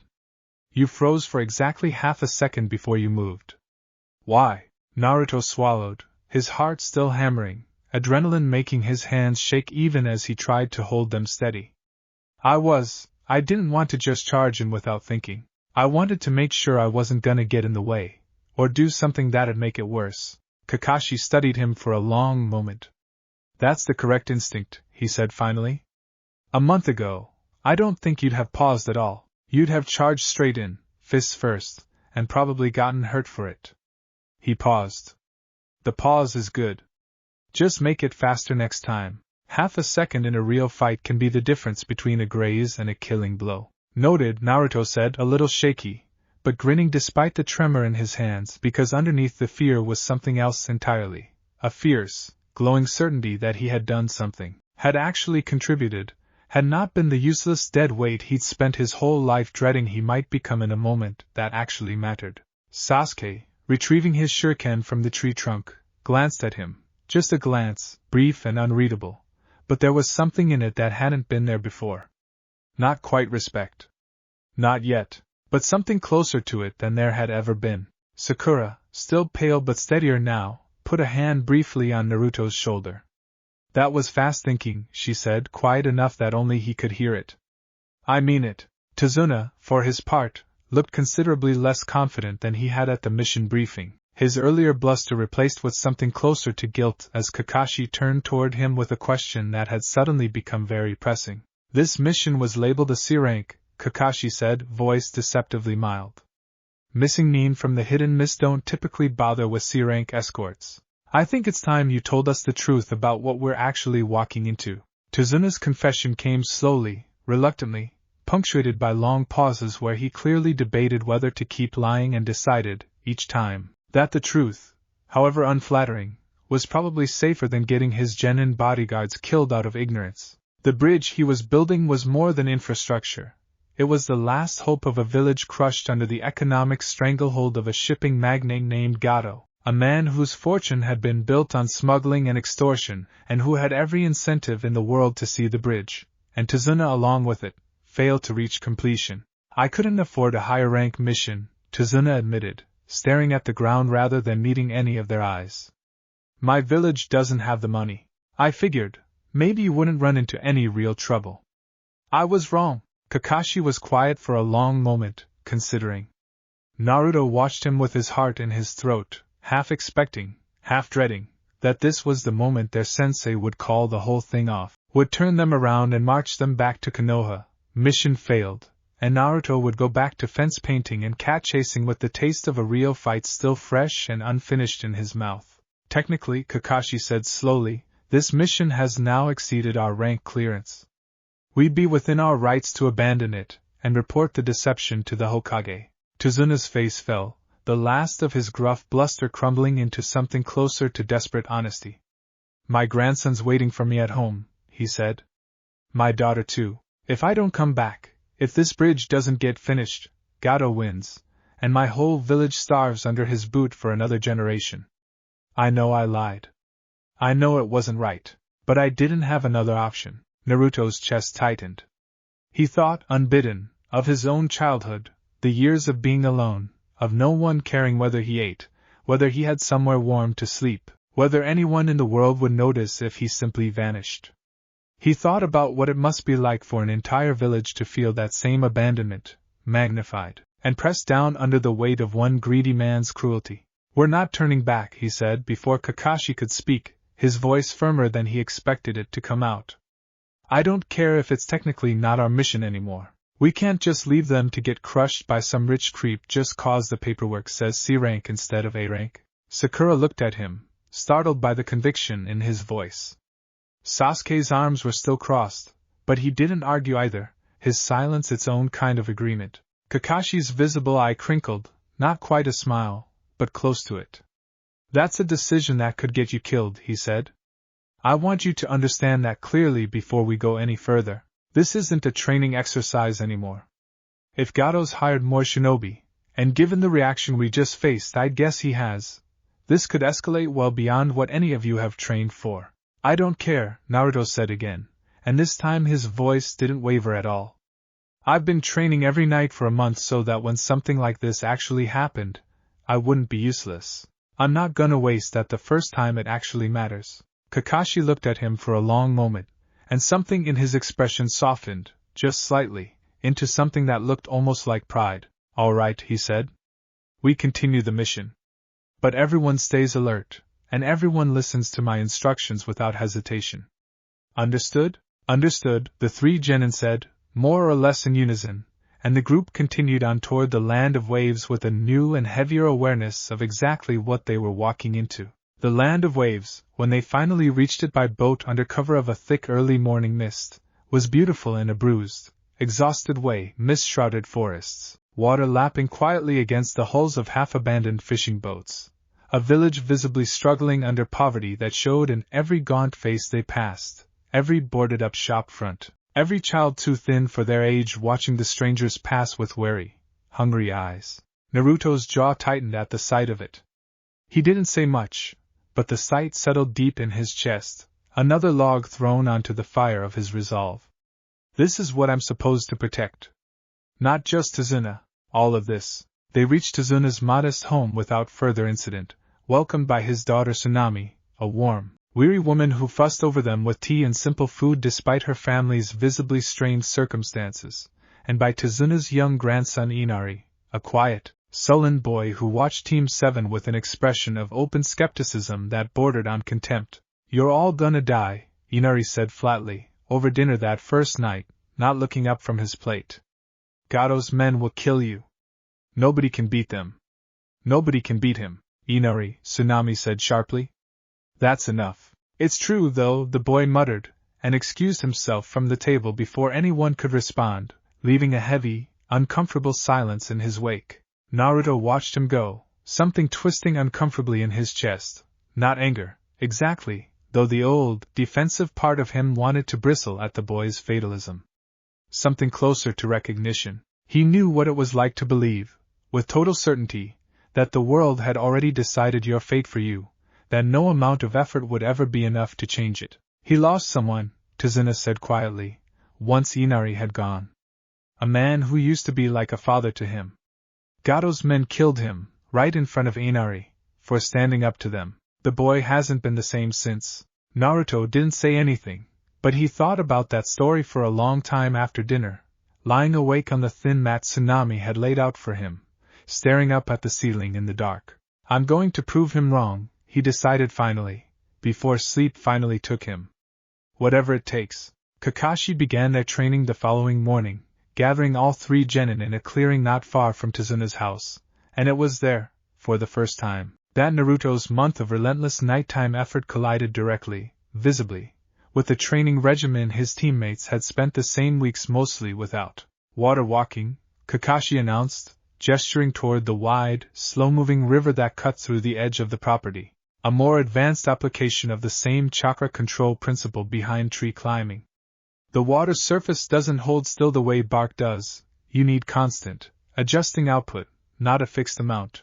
It requires considerably finer control." Sakura mastered the basics of the exercise within the first hour, her naturally precise chakra control, the same gift that had let her walk up trees on her first real attempt back in Konoha, translating smoothly to the new challenge, though even she wobbled and stumbled more than she was used to, water being a far less forgiving surface than solid bark. Sasuke took longer, his larger chakra reserves working against him in this particular exercise the same way they always had. Too much raw power made fine control that much harder to achieve, and Naruto watched him fall into the river again and again with a flicker of something that, a month ago, would have been open, gleeful mockery. Now it was something quieter, recognition, mostly, of how frustrating it was to watch your body refuse to do what your mind already understood in theory. Naruto himself struggled at first too. His own chakra reserves were, if anything, even more unwieldy than Sasuke's, a well of raw power so deep it made fine, delicate control feel almost like trying to paint a miniature portrait with a construction beam instead of a brush. But where the old Naruto might have grown frustrated and reckless, throwing himself at the exercise with more force instead of more precision, this Naruto approached it the way he'd approached every difficult thing over the past month, methodically, patiently, breaking the problem down into pieces small enough to actually solve. He remembered vividly the weeks of trial and error at the tree-climbing exercise, the way he learned to feel out the boundary between too much and too little not through any elegant theoretical understanding, but through sheer repetition, through failing in 1,000 small, specific ways until his body simply knew, on some instinctive level below conscious thought, exactly how much chakra a given surface demanded. He applied the same brute force patience here. He fell into the river more times in the first hour than he could count, sputtering and dripping and increasingly waterlogged. But he noticed, The way he'd learned to notice everything about his own progress. That each fall taught him something slightly different about the rhythm the water demanded, the need for constant tiny adjustments rather than a single fixed output. By the end of the second hour, he could manage a few unsteady steps before losing his footing. By the end of the third, he'd nearly caught up to Sasuke's progress, the two of them wobbling along the river's surface in a kind of grim, parallel competition that neither acknowledged out loud but that both of them clearly felt. "You're not falling as much," Sasuke observed, mid-afternoon, as the two of them stood dripping on the riverbank during a brief rest. "Neither are you," Naruto shot back, grinning despite his exhaustion. Sasuke's mouth twitched, not quite a smile, but close enough that Naruto counted it as a victory in its own right. "A month ago you couldn't climb a tree without blowing chunks out of the bark. A month ago you thought I'd never catch up to you," Naruto said. "How's that going?" For a moment, Sasuke actually looked like he might laugh, a real laugh, not the thin, humorless exhale he sometimes let out when something bitterly amused him. It didn't quite happen, but the moment lingered, something unspoken passing between them that hadn't existed a month before, the beginning shape of something that might, with enough time and enough shared struggle, actually become a real rivalry between equals instead of a talented prodigy occasionally tolerating a hopeless dead last. Kakashi, watching from a short distance away, said nothing, but the look on his visible face suggested he noticed the shift too, and approved of it more than he was willing to say out loud. That night, after a dinner of grilled fish and rice that Tsunami had prepared despite her family's straining resources, Naruto slipped away from the house once the others had settled in, unable to quite make himself stop even here, even in a foreign land, even with exhaustion sitting heavy in every limb. He found a quiet stretch of riverbank a short distance from the house and continued practicing water walking alone, the moon casting long silver ripples across the surface of the water, his own reflection distorted and wavering every time his chakra output faltered and sent him crashing through the surface. He didn't know how long he'd been at it when he became aware of another presence nearby, not hostile, just watching, and when he turned, dripping and breathless, he found Sasuke standing a short distance up the bank, arms crossed, an expression on his face that was hard to read in the dim moonlight. "You're doing it again," Sasuke said. "Training after everyone else has stopped." "Yeah, well." Naruto wrung water out of his sleeve, a little self-conscious now that he'd been caught. "Old habit, I guess. It's not a bad habit." Sasuke walked closer, stopping at the edge of the water, looking out over the moonlit surface with an expression Naruto couldn't quite place. "I used to train like this, every day for years." Before, he stopped himself, jaw tightening, and Naruto, recognizing the shape of a wound he didn't have full context for, didn't push. "You could join me," Naruto offered instead, carefully casual, like the invitation didn't matter much either way, though something in his chest was tight with the hope that Sasuke might actually say yes. Sasuke was quiet for a long moment, considering. Then, without a word, he stepped up to the water's edge, focused for a moment, and walked out onto the surface to stand a short distance from Naruto. The two of them balanced together on the moonlit water like something out of an old story. They trained in silence for a while after that, not competing exactly, not this time, just working alongside each other, each testing and refining his own control, occasionally glancing over to note the other's progress without comment. It wasn't friendship, not yet, not in any way either of them would have named out loud. But it was something. A shared discipline. A quiet, unspoken understanding between two people who had each, in their own separate and very different ways, decided that talent alone was never going to be enough, that only relentless effort could close the distance between where you started and where you needed to be. "My brother used to say something like that," Sasuke said eventually, breaking the silence, his voice quieter than Naruto had ever heard it, "that the difference between a genius and everyone else isn't the ceiling. It's how fast you're willing to climb toward it." Naruto didn't know much about Sasuke's brother, only that the topic seemed to carry a weight that made even Sasuke's usual composure crack at the edges. But he filed the words away carefully, the way he'd learned to file away every piece of hard-won wisdom that came his way these days. "Sounds like a smart guy," he said, carefully neutral, watching Sasuke's face for any sign that he'd overstepped. Sasuke's expression closed again, quick and sharp, like a door slamming shut. "He was," he said, in a tone that made it clear the conversation was over, and Naruto, wisely, let it drop. They finished their practice in silence, and when they finally returned to the house, exhausted and soaked but steadier on their feet than they'd been that morning, something between them had shifted, subtle but unmistakable. No longer strangers forced together by circumstance, no longer rivals defined solely by resentment and comparison, but something closer, however grudging, to comrades.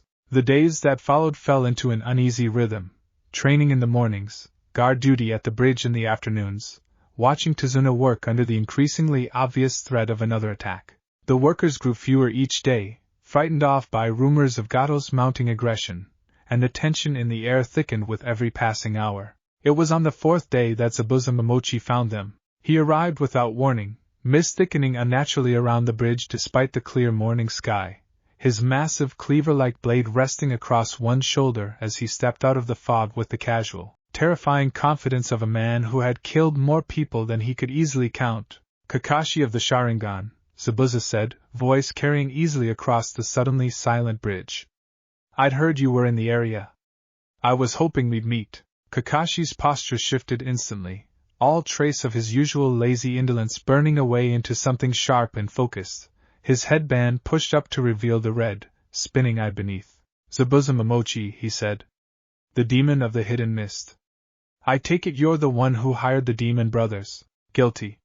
Zabuza's masked face gave little away, but his eyes, visible above the cloth wrapping, tracked the three genin behind Kakashi with the flat, assessing look of a predator sizing up potential obstacles. "Send the kids away, Kakashi. This doesn't concern them." "They're my students," Kakashi said. "They stay." Zabuza's eyes lingered a moment longer on Naruto, Sasuke, and Sakura, and something in his expression, contempt, maybe, or simple disinterest, suggested he considered them beneath his notice entirely. "Your funeral," he said, and the mist thickened around them all at once, swallowing the bridge in a dense white fog that made it almost impossible to see more than a few feet in any direction. What followed was, in Naruto's memory afterward, a blur of controlled terror, Zabuza's presence seeming to come from everywhere and nowhere at once inside the mist, the crushing weight of killing intent pressing down on all three genin hard enough that Sakura, at one point, had to grab both Naruto and Sasuke by the arm just to keep from freezing entirely. "Don't panic," Kakashi's voice came from somewhere in the fog, steady and controlled despite the tension. "Stay close together. Protect Tazuna. I'll handle Zabuza." Naruto's heart hammered against his ribs, every old instinct screaming at him to run, to hide, to do anything except stand here in the suffocating mist waiting for a monster to strike. But underneath the fear was something steadier now, something that hadn't been there a month ago, the memory of 100 failed attempts at a tree-climbing exercise, of every night he'd forced himself back onto his feet after being knocked down, of every small victory that had, slowly, taught his body that fear didn't have to mean paralysis. "I trained for this," he thought, forcing air steadily into his lungs, forcing his hands to stop shaking. "Not this exact thing. But I trained to be ready for whatever came. This is what ready feels like." The battle between Kakashi and Zabuza raged through the mist in bursts of visible violence. Water clones, a terrifying moment where Zabuza trapped Kakashi inside a sphere of compressed water. The arrival of a masked figure who intervened just as Kakashi seemed poised to finish the fight, forcing a stalemate and an eventual retreat that left the entire team shaken, exhausted, and viscerally aware of exactly how far above their current abilities Zabuza's true strength actually sat. Kakashi collapsed shortly after, his body racked with chakra exhaustion from the strain of holding the Sharingan active for so long, and the mission shifted overnight from an escort job into something closer to a siege.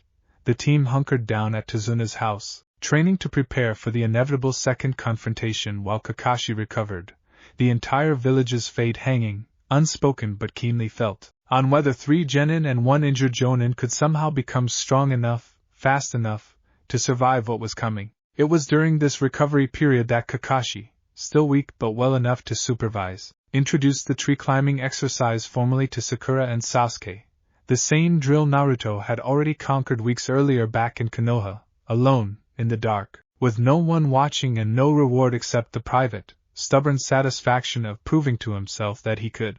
"This will help build the chakra control and reserves you'll need," Kakashi explained, sitting propped against a tree with visible effort, his voice still weaker than usual. Naruto's already mastered this exercise.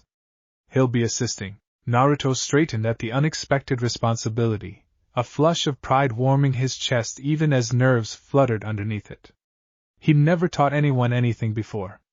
He wasn't entirely sure he knew how. Just focus the chakra to your feet, he said, a little awkwardly, standing at the base of the practice tree while Sakura and Sasuke watched him with matching expressions of skeptical curiosity. Not too much, not too little. It took me like 50 tries to get the feel for it, so don't feel bad if you fall a bunch at first. 50 tries, Sasuke repeated, arching an eyebrow, though there was no real mockery in it, more genuine curiosity, the same careful reassessment he'd been doing of Naruto for weeks now. Give or take, Naruto admitted. I lost count somewhere around 30. Sakura managed the exercise almost immediately, her natural precision translating easily, and something in Naruto's chest twisted with the old, familiar sting of being outpaced, but it faded fast, replaced by something steadier, because he'd learned, over the past month, that someone else's swift progress didn't erase his own. Sasuke took longer, his excess chakra working against him exactly as it had with the water-walking exercise, and Naruto found himself, without quite meaning to, offering quiet, specific advice pulled from his own weeks of hard-won trial and error. You're pushing too much all at once, he said, watching Sasuke's latest attempt end in an explosive shower of bark.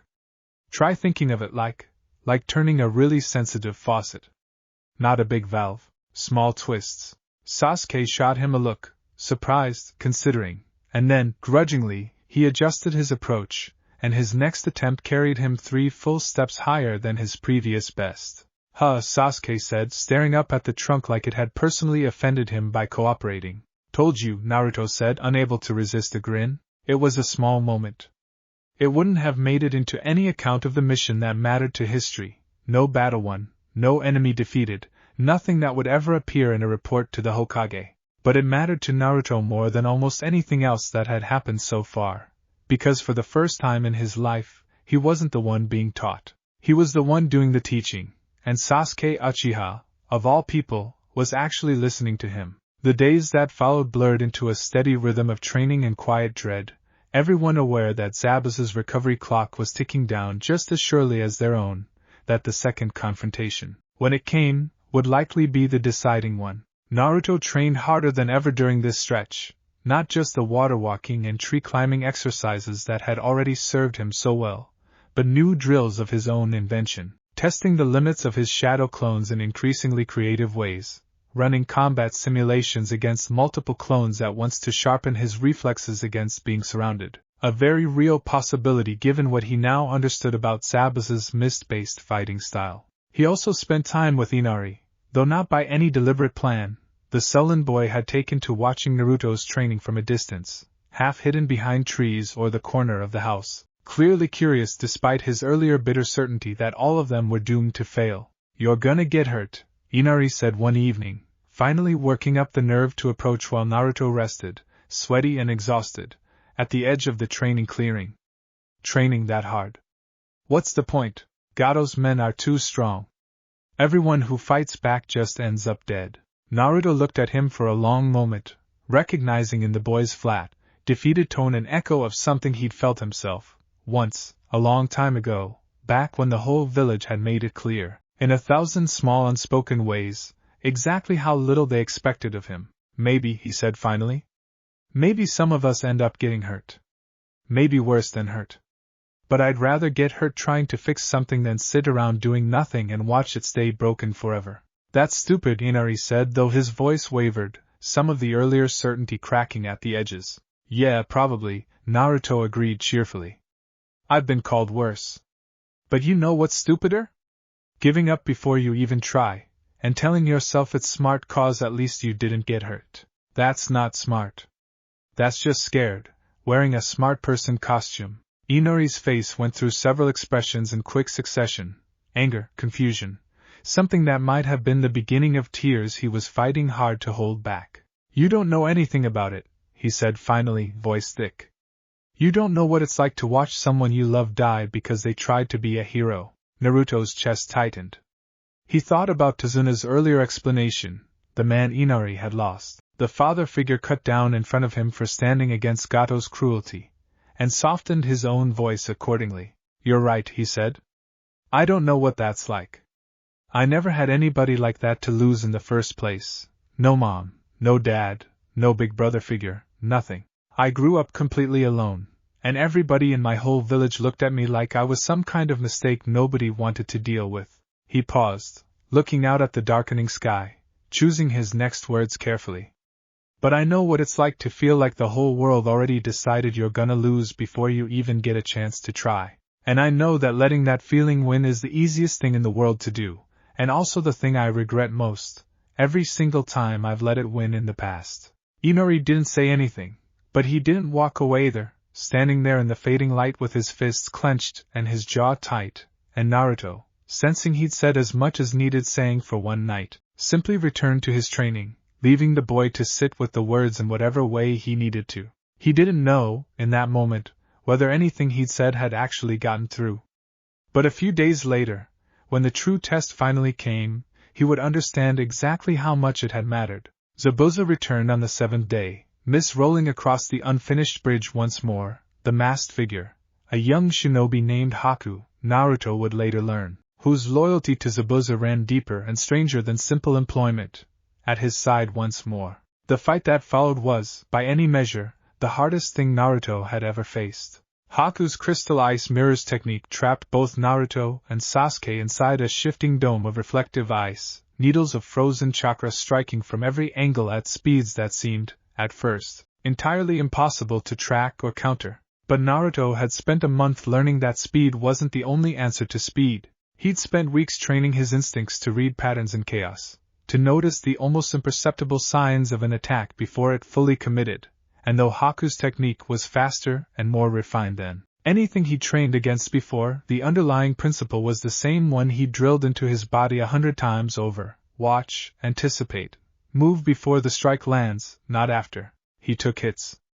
A lot of them, in the early exchanges, the needles cutting shallow but painful lines across his arms and shoulders as he and Sasuke fought back to back, trying desperately to find an opening in the relentless barrage.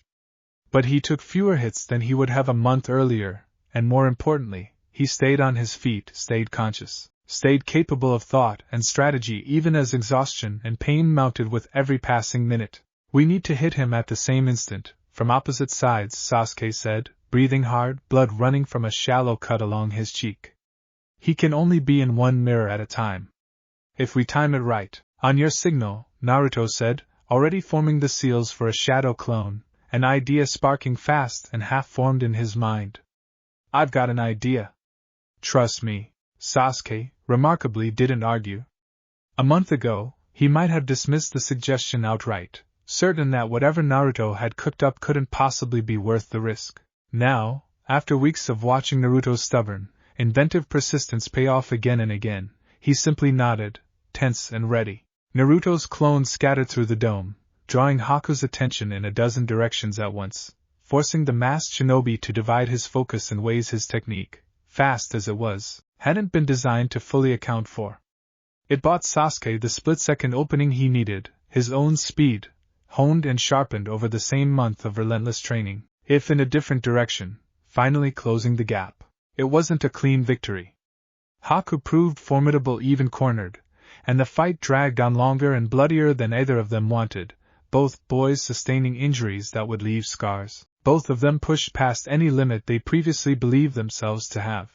But where, in an earlier version of this fight, Naruto might have been little more than a liability inside that ice dome, a frightened, undertrained genin relying entirely on Sasuke and desperate luck to survive, this time he was a genuine partner in the fight, his contributions blunt but real, his presence changing the shape of the battle in small but meaningful ways. The dome finally shattered under their combined assault, Haku staggering, exposed, and it was in that moment, as Sasuke prepared what might have been a killing blow, and Naruto, still reeling from exhaustion, found himself torn between the instinct to finish the fight and some deeper, more complicated reluctance to end a life, even in enemies, that the larger battle beyond the ice dome reached its own crisis point. Kakashi and Zabuza's fight had escalated beyond the dome's icy walls, and through the shattering fragments of shattered ice, Naruto caught a glimpse of the older, larger conflict reaching what looked like its final, decisive moment. What happened next unfolded almost too fast to fully process.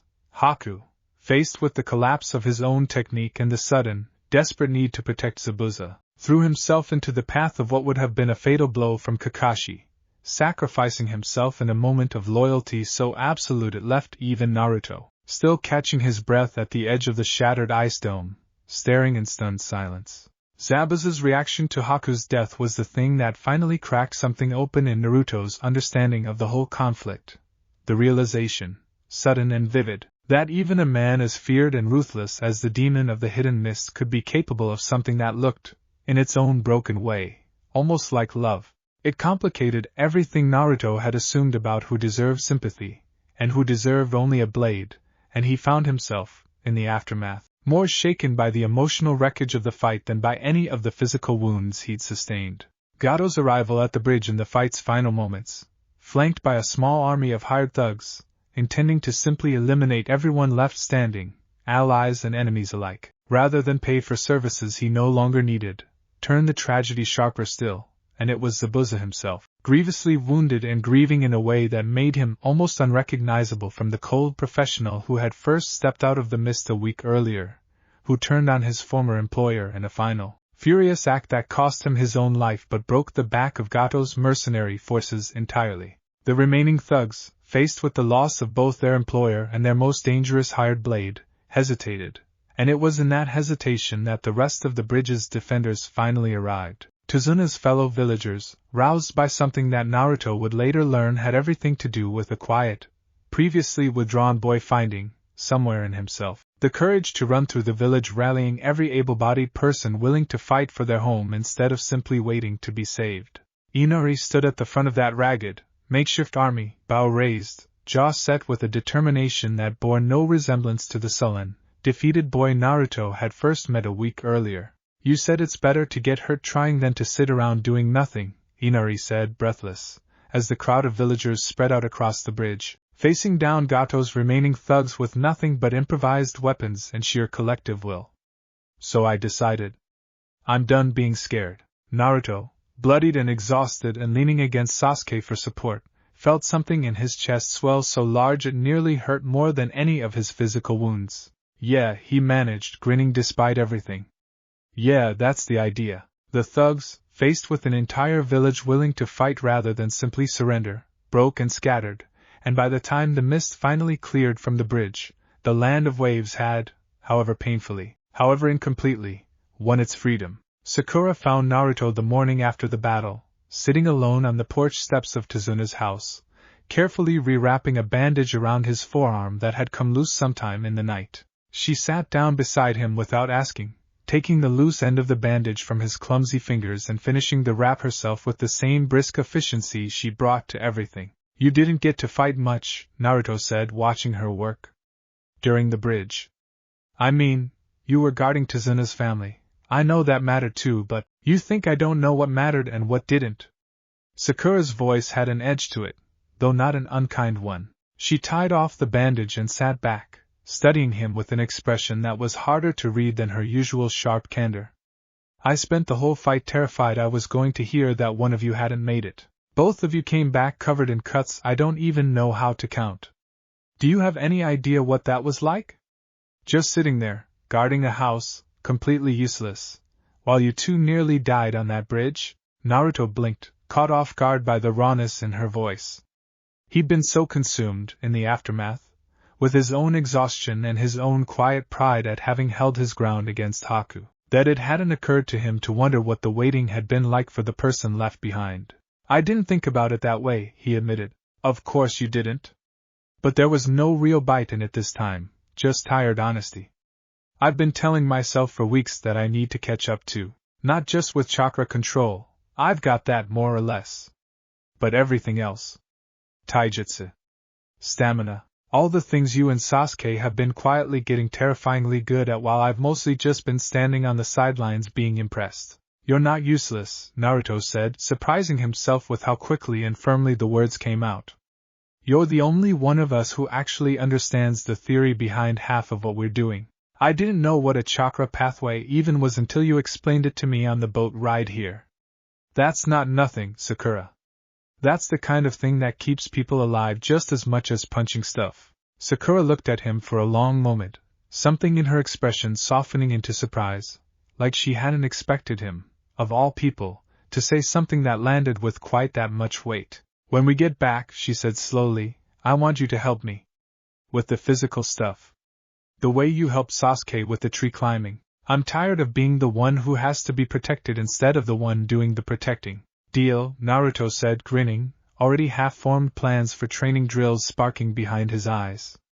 Fair warning though, I'm gonna make you fall on your face a bunch of times before you get it. That's just how it works. I fell on my face significantly less than you did, from what I heard, Sakura said, arching an eyebrow, and Naruto spluttered a protest that made her laugh, a real laugh, unguarded and warm, the tension of the past week finally beginning to unknot itself in the safety of a quiet morning. It wasn't a large promise, in the grand shape of everything the mission had demanded of them, but it mattered, in its own way, as much as anything else that had happened on that bridge. One more thread in the slowly tightening weave of a team that had arrived in the land of waves as 3 individuals, occasionally cooperating, and were leaving it as something closer to what Kakashi had always insisted they needed to become. The days that followed the battle were quieter, filled with the slow, unglamorous work of recovery, wounds tended, the bridge's final construction resumed with fresh energy, a village beginning, tentatively, to imagine a future that didn't involve living under someone else's boot. Naruto spent much of that recovery time simply resting, his body finally, belatedly, forcing him to acknowledge just how hard he'd pushed it, not just during the fight itself, but across the entire month leading up to it, the accumulated toll of every night of training finally demanding its due in the form of deep, dreamless sleep and an appetite that made even Tsunami's modest kitchen struggle to keep pace. Sasuke, recovering in the same house, found himself, more often than not, sitting nearby during these quiet hours, not saying much, not needing to, the two of them simply occupying the same space with an ease that hadn't existed a month before. You saved my life in there, Sasuke said finally, on one such quiet afternoon, not quite meeting Naruto's eyes. With the clones. If you hadn't drawn his attention when you did, you'd have done the same for me, Naruto said, waving off the near thanks with more casual confidence than he entirely felt. That's what teammates do, right? Sasuke was quiet for a long moment. A month ago, he said finally, I wouldn't have trusted you to hold your own in a fight like that. I would have tried to handle it alone, because I wouldn't have believed you could actually help. Naruto's chest tightened, old insecurity flaring briefly at the blunt honesty of the statement. But Sasuke wasn't finished. I don't think that anymore, he said, and though his voice remained flat, controlled in the way it always was, there was something underneath it that Naruto recognized, with a small, private thrill, as genuine respect. You're not who you were a month ago. I don't know exactly what you did to change that fast, but it worked. Whatever it was, I just didn't stop, Naruto said simply. Every night. Even when it hurt. Even when it felt pointless. I just kept going. Sasuke considered this for a long moment, something contemplative in his expression that Naruto had rarely seen directed at anything except his own private, complicated grief. Discipline, he said finally, echoing, without realizing it, words Kakashi had used weeks earlier back in Konoha. Not talent. Bit of both, probably, Naruto said, grinning. But yeah. Mostly discipline. Talent's what you're born with. Discipline's what you build. Sasuke didn't say anything else, but the silence that followed was comfortable in a way it had never quite been before. Two boys who had started this mission as reluctant, prickly teammates, and were ending it as something that, however slowly, however grudgingly on Sasuke's part, was beginning to look a great deal like genuine partnership. Kakashi found Naruto alone by the river on their final evening in the land of waves, watching the sunset paint the water in long streaks of orange and gold, the newly completed bridge visible in the distance, its final support beams catching the last of the light. You've grown a lot this month, Kakashi said, settling onto the riverbank beside him, his usual orange book conspicuously absent for once. More than I expected. More, I think, than you expected either. Yeah, Naruto admitted. I didn't really think it'd actually work, you know? The training. I didn't want to be behind anymore. I didn't have a whole plan beyond that. Sometimes that's all it takes, Kakashi said. A reason stubborn enough to outlast the difficulty. Most people give up long before their reason has the chance to prove itself. He was quiet for a moment, looking out at the water. The Chunin exams are coming up in a few months. I think you're ready for them in a way you wouldn't have been a month ago. All three of you are. Naruto's heart leapt at the words, excitement flaring bright and immediate, but underneath it, something steadier, quieter, had also taken root over the past month, a confidence that didn't need the exams, or Kakashi's approval, or anyone else's validation to feel real. I'm not gonna stop training, he said. Even after this. Even when we get back to the village and things go back to normal missions and boring D ranks. I'm gonna keep going. Kakashi's visible eye curved into that familiar crescent shape, warm despite the exhaustion of the past week still visible in the lines of his face. I believe you, he said. I don't think you know how to do anything else, at this point. They sat together in comfortable silence as the sun finished setting, the bridge behind them standing as a quiet monument to what stubborn people, refusing to quit, could accomplish even against impossible odds. And Naruto, watching the last light fade from the sky, thought about the vow he'd made weeks earlier at a cold stone slab under a different sky entirely, and understood, with a clarity that settled deep and permanent in his chest, that he had only just begun. The bridge, when it was finally finished a few days later, was given a name by the villagers who had fought and bled and hoped their way to its completion, a name meant to honor the courage of everyone who had refused, in the end, to simply lie down and accept the fate the world seemed determined to hand them. They called it the Great Naruto Bridge, and though Naruto blustered and blushed and insisted loudly that he hadn't done anything special, hadn't done anything Sasuke or Sakura or Kakashi hadn't also done, some quiet part of him, the same part that had knelt in front of a memorial stone a month earlier and made a promise to keep going no matter what, understood that this was only the first of many bridges he intended to build, in one form or another, for the rest of his life. Team 7 left the Land of Waves the following morning,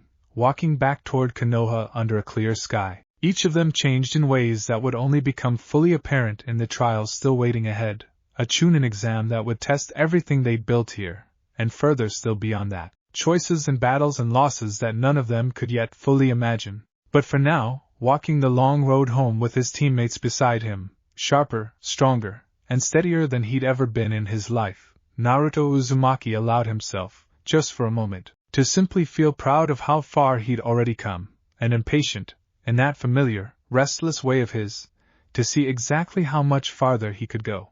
The weeks following the return from the Land of Waves settled into something that almost resembled normal life, except that nothing about Team 7 felt quite the same as it had before they left. D-rank missions resumed, the same cat, infuriatingly, needed retrieving twice more before its owner finally agreed to have it fitted with a bell loud enough to track from half a village away. But the missions themselves felt different now, colored by the knowledge of what lay just beneath the surface of ordinary shinobi life. Naruto had bled on a bridge for something that mattered. Weeding a garden felt smaller in a way it hadn't before, and yet he found he minded it less, because he understood now, in a way he hadn't fully grasped before, that even the boring missions were part of a larger shape he was building himself into. It was Iruka who delivered the news, catching Team 7 after a routine mission report at the Hokage's office, his expression carrying the particular blend of pride and worry that Naruto had come to associate with moments that actually mattered. Kakashi's put all three of you forward for the Chunin exams, Iruka said, and Naruto's stomach did a full flip of excitement before Iruka even finished the sentence. They're being held in Konoha this year, which means you won't need to travel. The exams begin in 5 weeks. 5 weeks? Sakura's voice carried a thin thread of panic. That's not very much time to prepare for something like that. It's more than some genin get, Iruka said gently. But you're right to take it seriously. The Chunin exams aren't a formality. Genin have died taking them. I want all three of you to understand that clearly before you commit to entering. Naruto's excitement didn't dim at the warning. If anything, it sharpened into something more focused, more deliberate. A month ago, danger like that might have registered only as an abstract thrill, something to boast about without fully understanding the weight of it.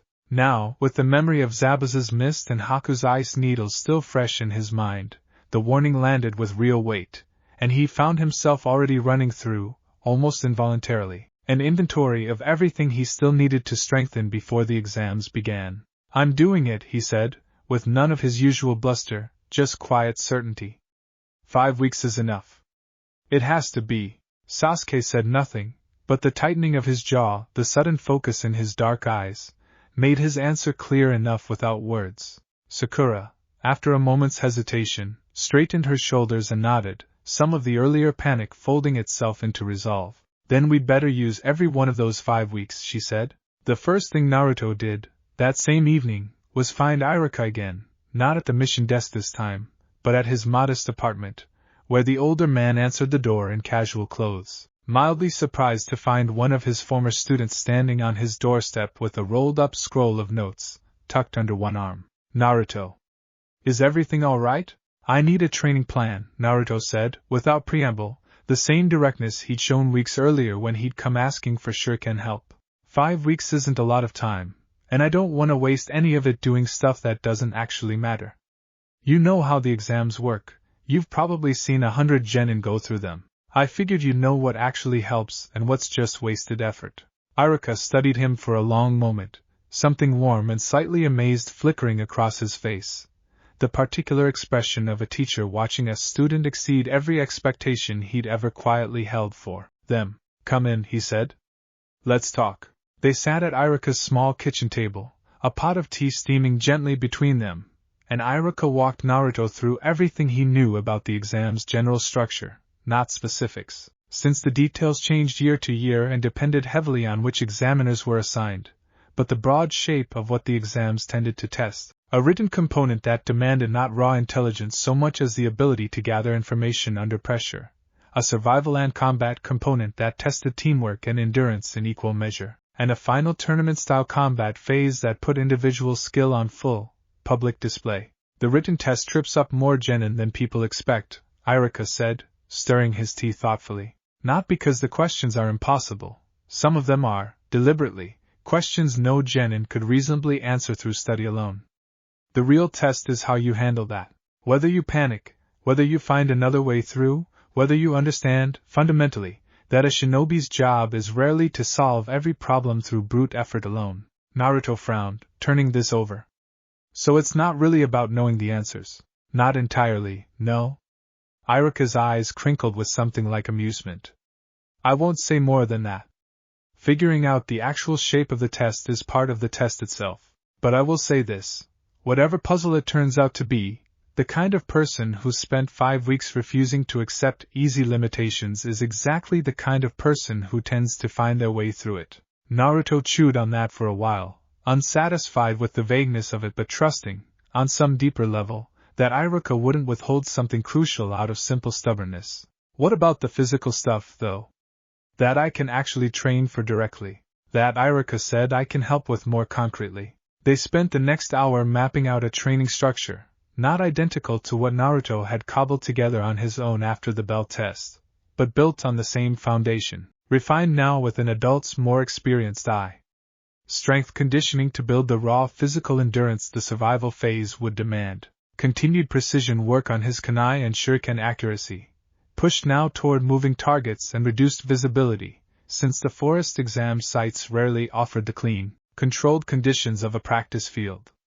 Chakra capacity exercises, designed specifically to help him manage and deploy his unusually large reserves more efficiently, since his greatest natural advantage, sheer volume of chakra, remained, without refined control, more of a liability than a strength. "And your shadow clones," Iruka added, near the end of their planning, tapping his pen thoughtfully against the table. "You've been using them cleverly, from what I hear. Kakashi's mentioned it, and so has your own report from the Land of Waves mission. That's a genuine strength, Naruto. Most genin, even most chunin, don't have the reserves to use that technique the way you can. I'd focus real training time on finding new applications for it. Reconnaissance. Distraction. Coordinated combat. The clone jutsu is usually treated as a basic academy technique, barely worth mastering beyond the minimum. In your hands with your reserves, it could become something much closer to a genuine specialty. Naruto's chest swelled with something warm and fierce at the observation. The idea that the one technique that had failed him so badly during his graduation exam, the single mark of shame that had nearly kept him from becoming a genin at all, might actually become his greatest strength if he simply kept pushing at it, kept finding new angles nobody else had bothered to explore because nobody else had his particular combination of reserves and stubbornness. I'm gonna make it my thing, he said, more to himself than to Iruka, already turning the idea over with fierce, private determination. Everybody's gonna know Naruto Uzumaki as the guy who does insane stuff with shadow clones. Iruka laughed, warm and genuine. I don't doubt it, he said. Just remember, a strength only stays a strength if you keep sharpening it. 5 weeks isn't very long. Every night matters. Every night, Naruto agreed, and meant it with the full weight of everything he'd learned over the past 2 months. The training that followed was, by any measure, brutal. Naruto structured his days with a discipline that would have been unrecognizable to the boy he'd been 3 months earlier.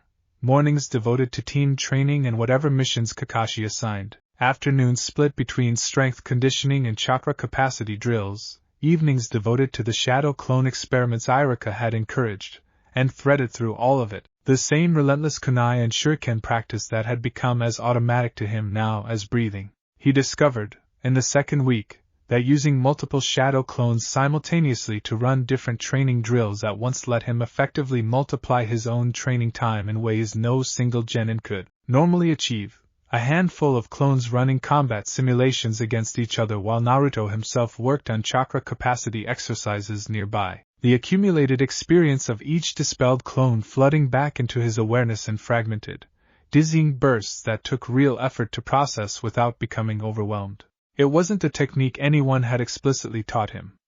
It was something he'd puzzled out on his own, half by accident, during a frustrated evening when he'd created a clone simply to spar against and had been startled, afterward, to realize he retained a clear, vivid memory of the fight from the clone's perspective as well as his own. He brought the discovery to Kakashi the following morning, practically vibrating with excitement. You get their memories back? Kakashi asked, setting his book down with unusual speed, his single visible eye sharpening with real interest. When they dispel? Yeah.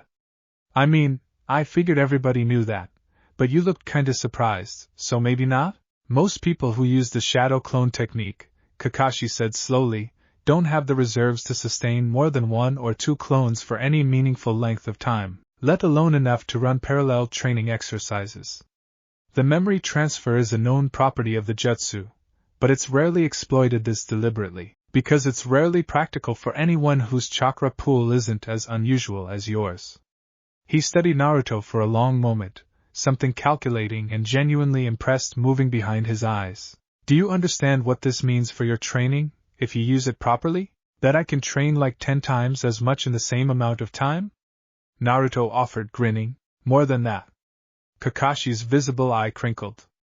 It means that whatever gap talent gave the rest of your generation, you now have a tool that lets you close it faster than almost anyone else alive could manage. Sasuke has a prodigy's instincts. Sakura has natural precision. You have an ocean of chakra and a technique that turns that ocean into raw training time. Use it wisely, and 5 weeks could functionally become 15, or 20, depending on how many clones you can sustain doing productive work simultaneously. Naruto's mind reeled at the scale of what Kakashi was describing, and for a moment he simply stood there, stunned, turning the revelation over and over like a stone he couldn't quite believe he'd found lying in the grass all along. Why didn't anybody tell me this before? He asked, half laughing, half frustrated at the wasted time. Because nobody believed you'd have the discipline to use it properly, Kakashi said, not unkindly, just honestly.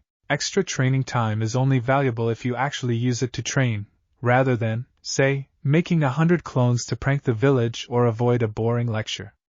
His visible eye crinkled further. But I don't think that's a concern anymore, is it? No, Naruto said, already turning to go, mind racing with the sheer scale of possibility that had just opened up in front of him.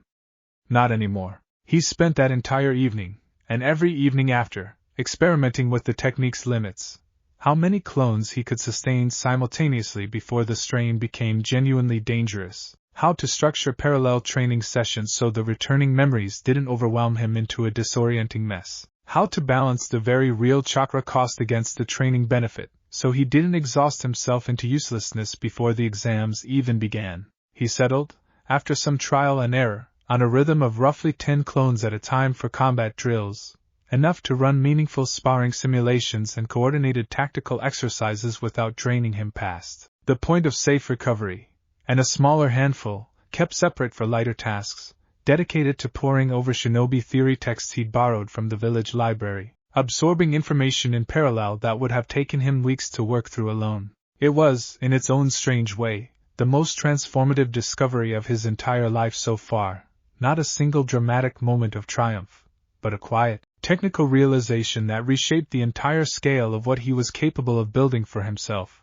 one exhausting night at a time. Sasuke's training took a different shape entirely, though Naruto caught glimpses of it in the increasingly rare moments their paths crossed during the long days of preparation. Sasuke had petitioned Kakashi, early in the 5 weeks, for more direct instruction in techniques suited to his own particular strengths.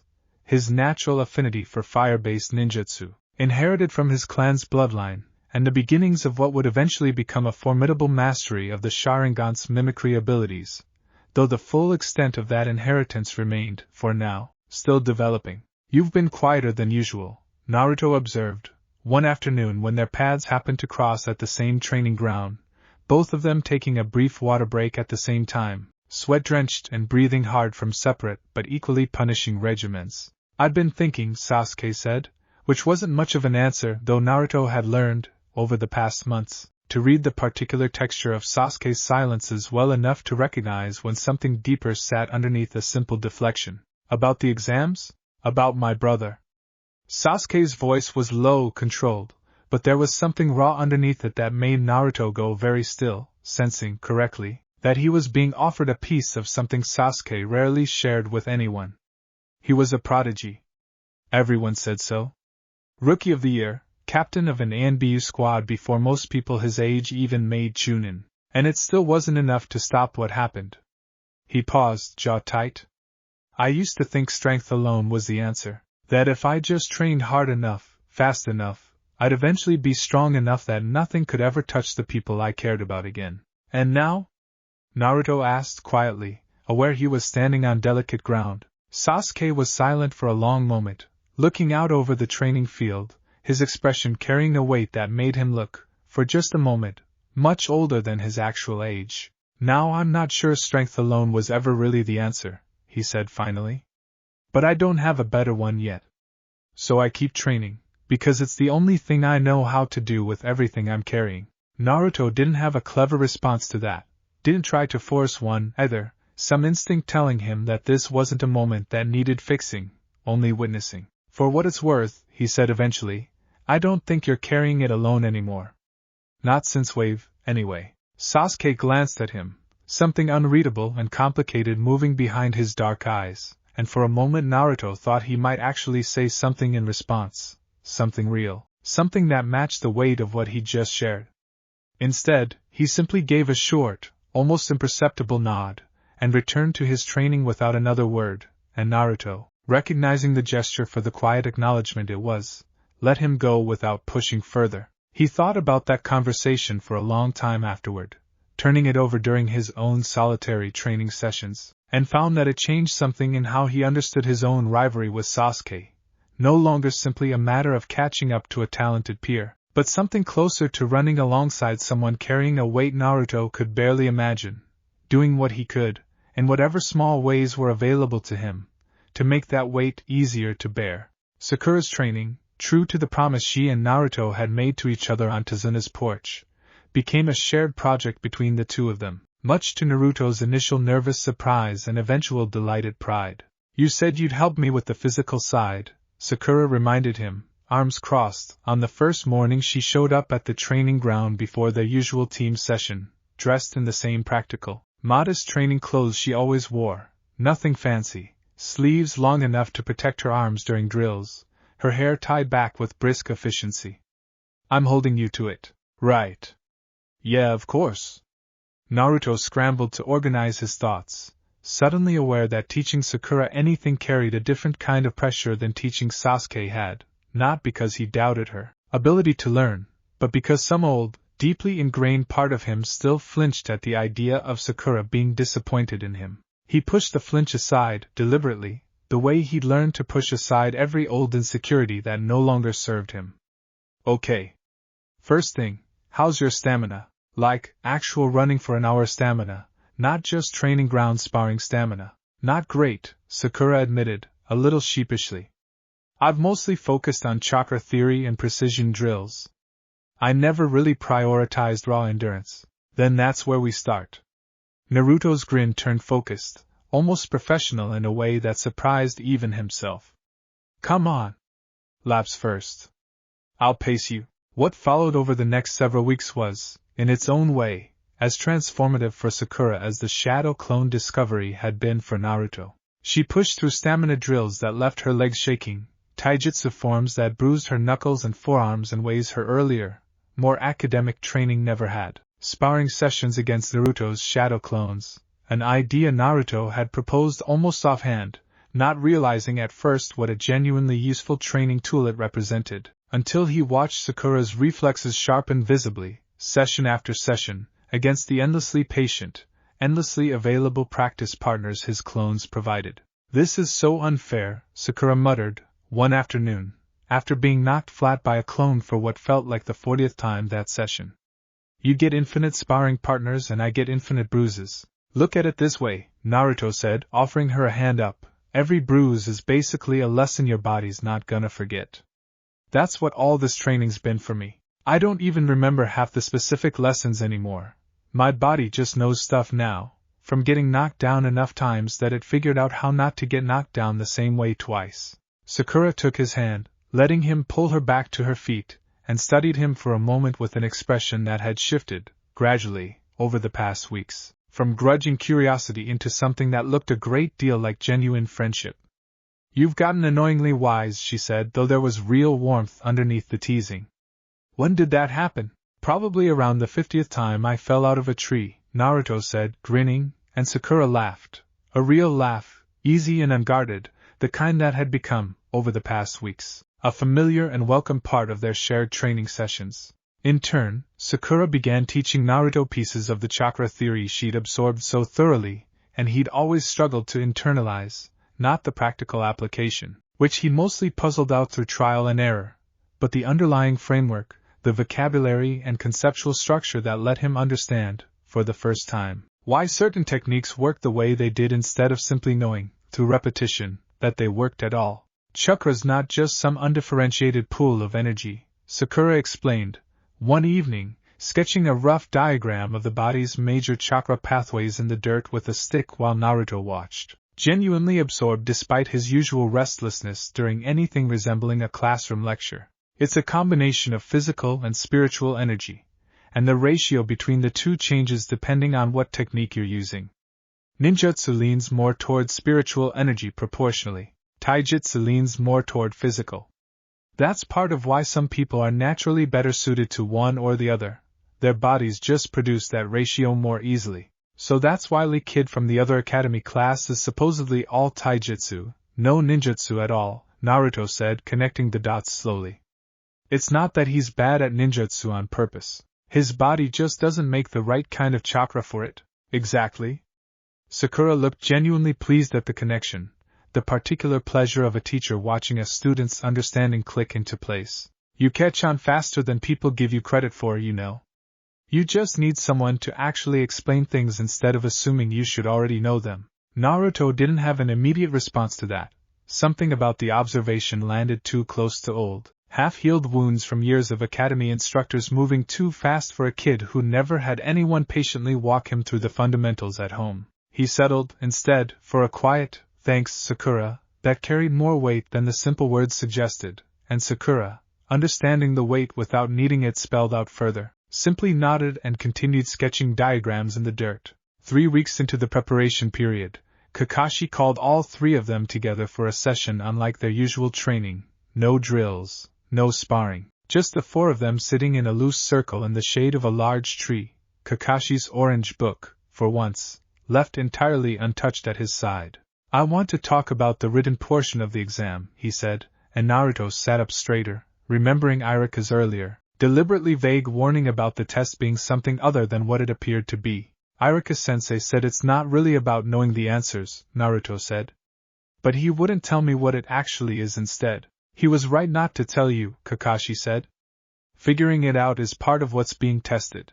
But I can tell you this much, since it's more a matter of mindset than specific tactics. The exam's written component is designed by people who understand that a real shinobi's most valuable skill is rarely the ability to answer a hard question alone. It's the ability to gather the information you need, by whatever means the situation allows, without getting caught doing it, and without losing your composure when the odds are stacked against you on purpose. Sakura's eyes narrowed thoughtfully. So it's testing whether we can cheat? Without getting caught? I'd frame it slightly differently, Kakashi said, his visible eye crinkling with something that might have been amusement.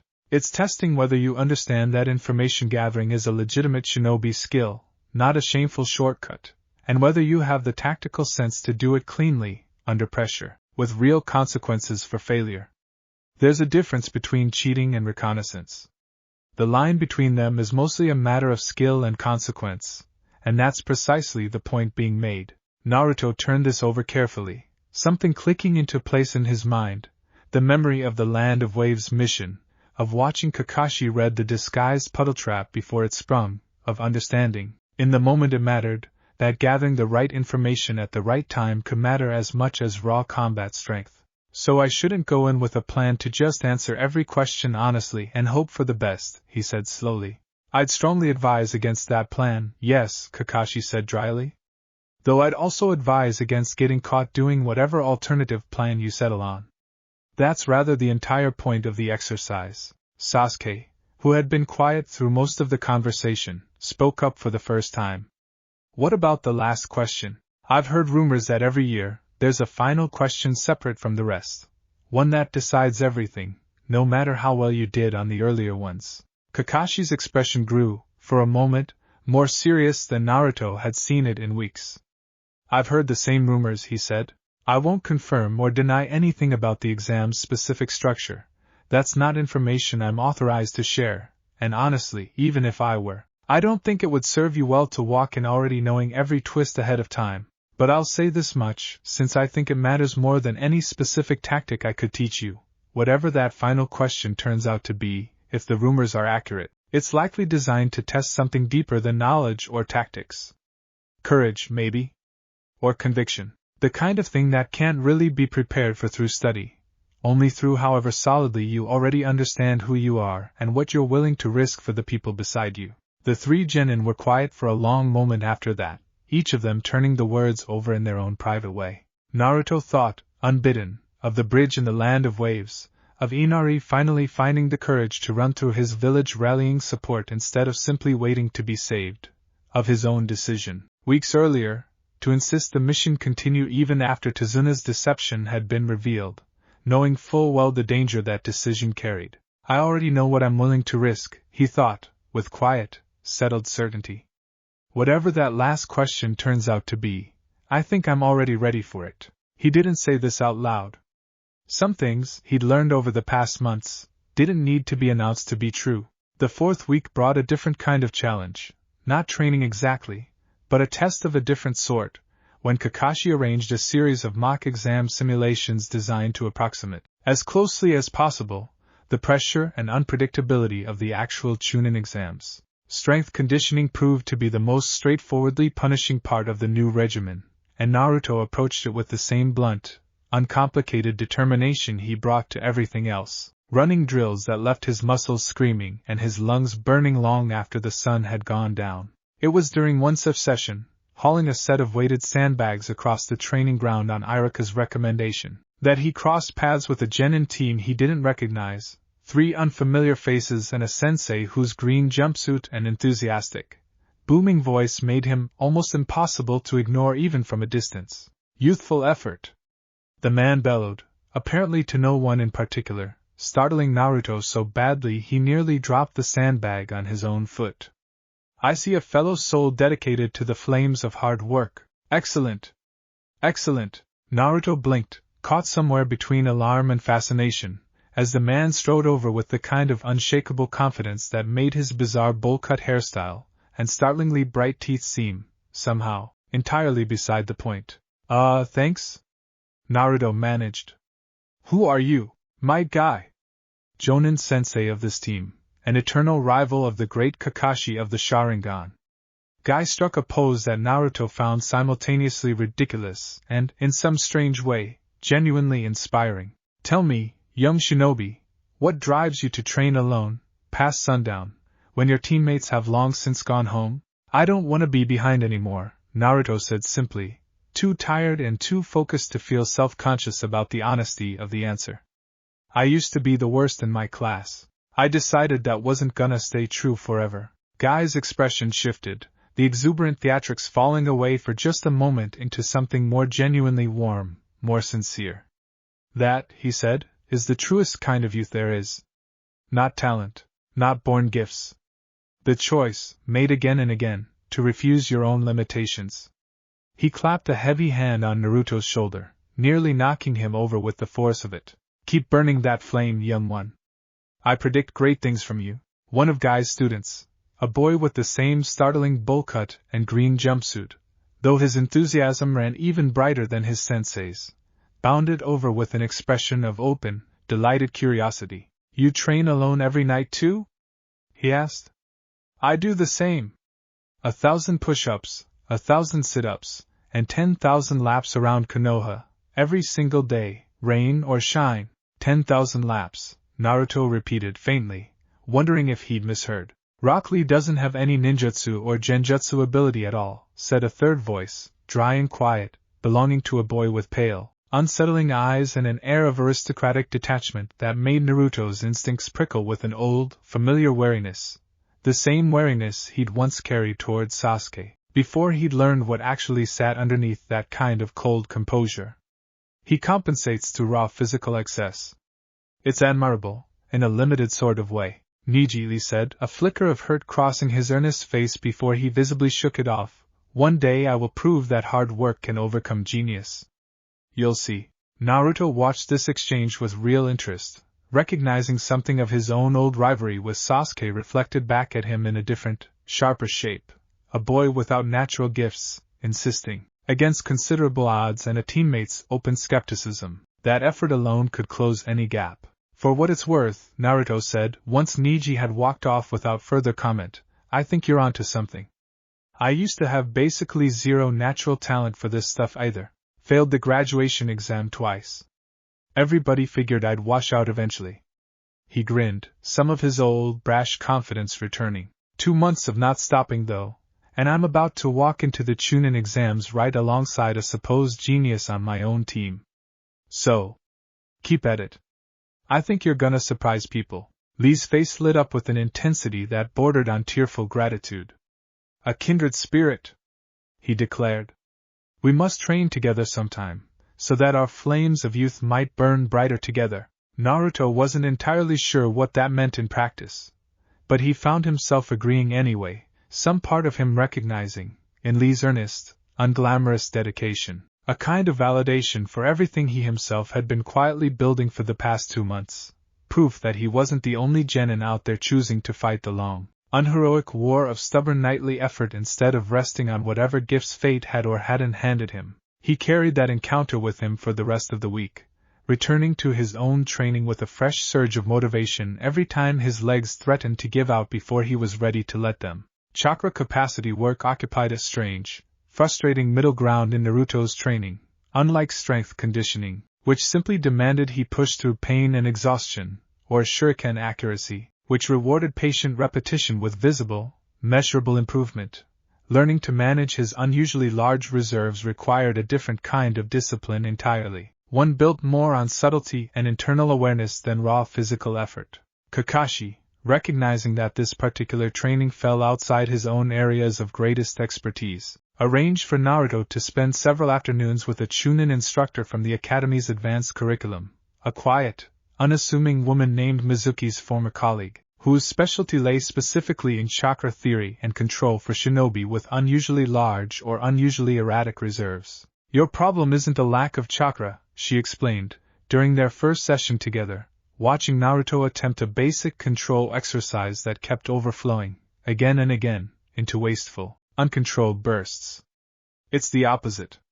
You have so much raw chakra that your body hasn't learned to meter it the way most shinobi's bodies naturally do. Most genin your age are working with reserves small enough that even sloppy control barely matters. There simply isn't enough excess chakra to cause serious problems. You don't have that luxury. Every technique you perform, unless you actively manage the output, risks either wasting enormous amounts of chakra unnecessarily or destabilizing the technique entirely through overcharge. So how do I fix that? Naruto asked, frustration evident in his voice after yet another failed attempt left scorch marks across the practice dummy in front of him. The same way you fixed the tree climbing exercise, from what I hear, she said, not unkindly. Repetition. Awareness. Learning to feel the difference between what your chakra wants to do, left unchecked, and what you actually intend for it to do. It's slower and less glamorous than learning a flashy new jutsu, but it's the foundation everything else will eventually rest on. A shinobi with your reserves and poor control is dangerous mostly to himself. A shinobi with your reserves and excellent control could, frankly, become something quite formidable.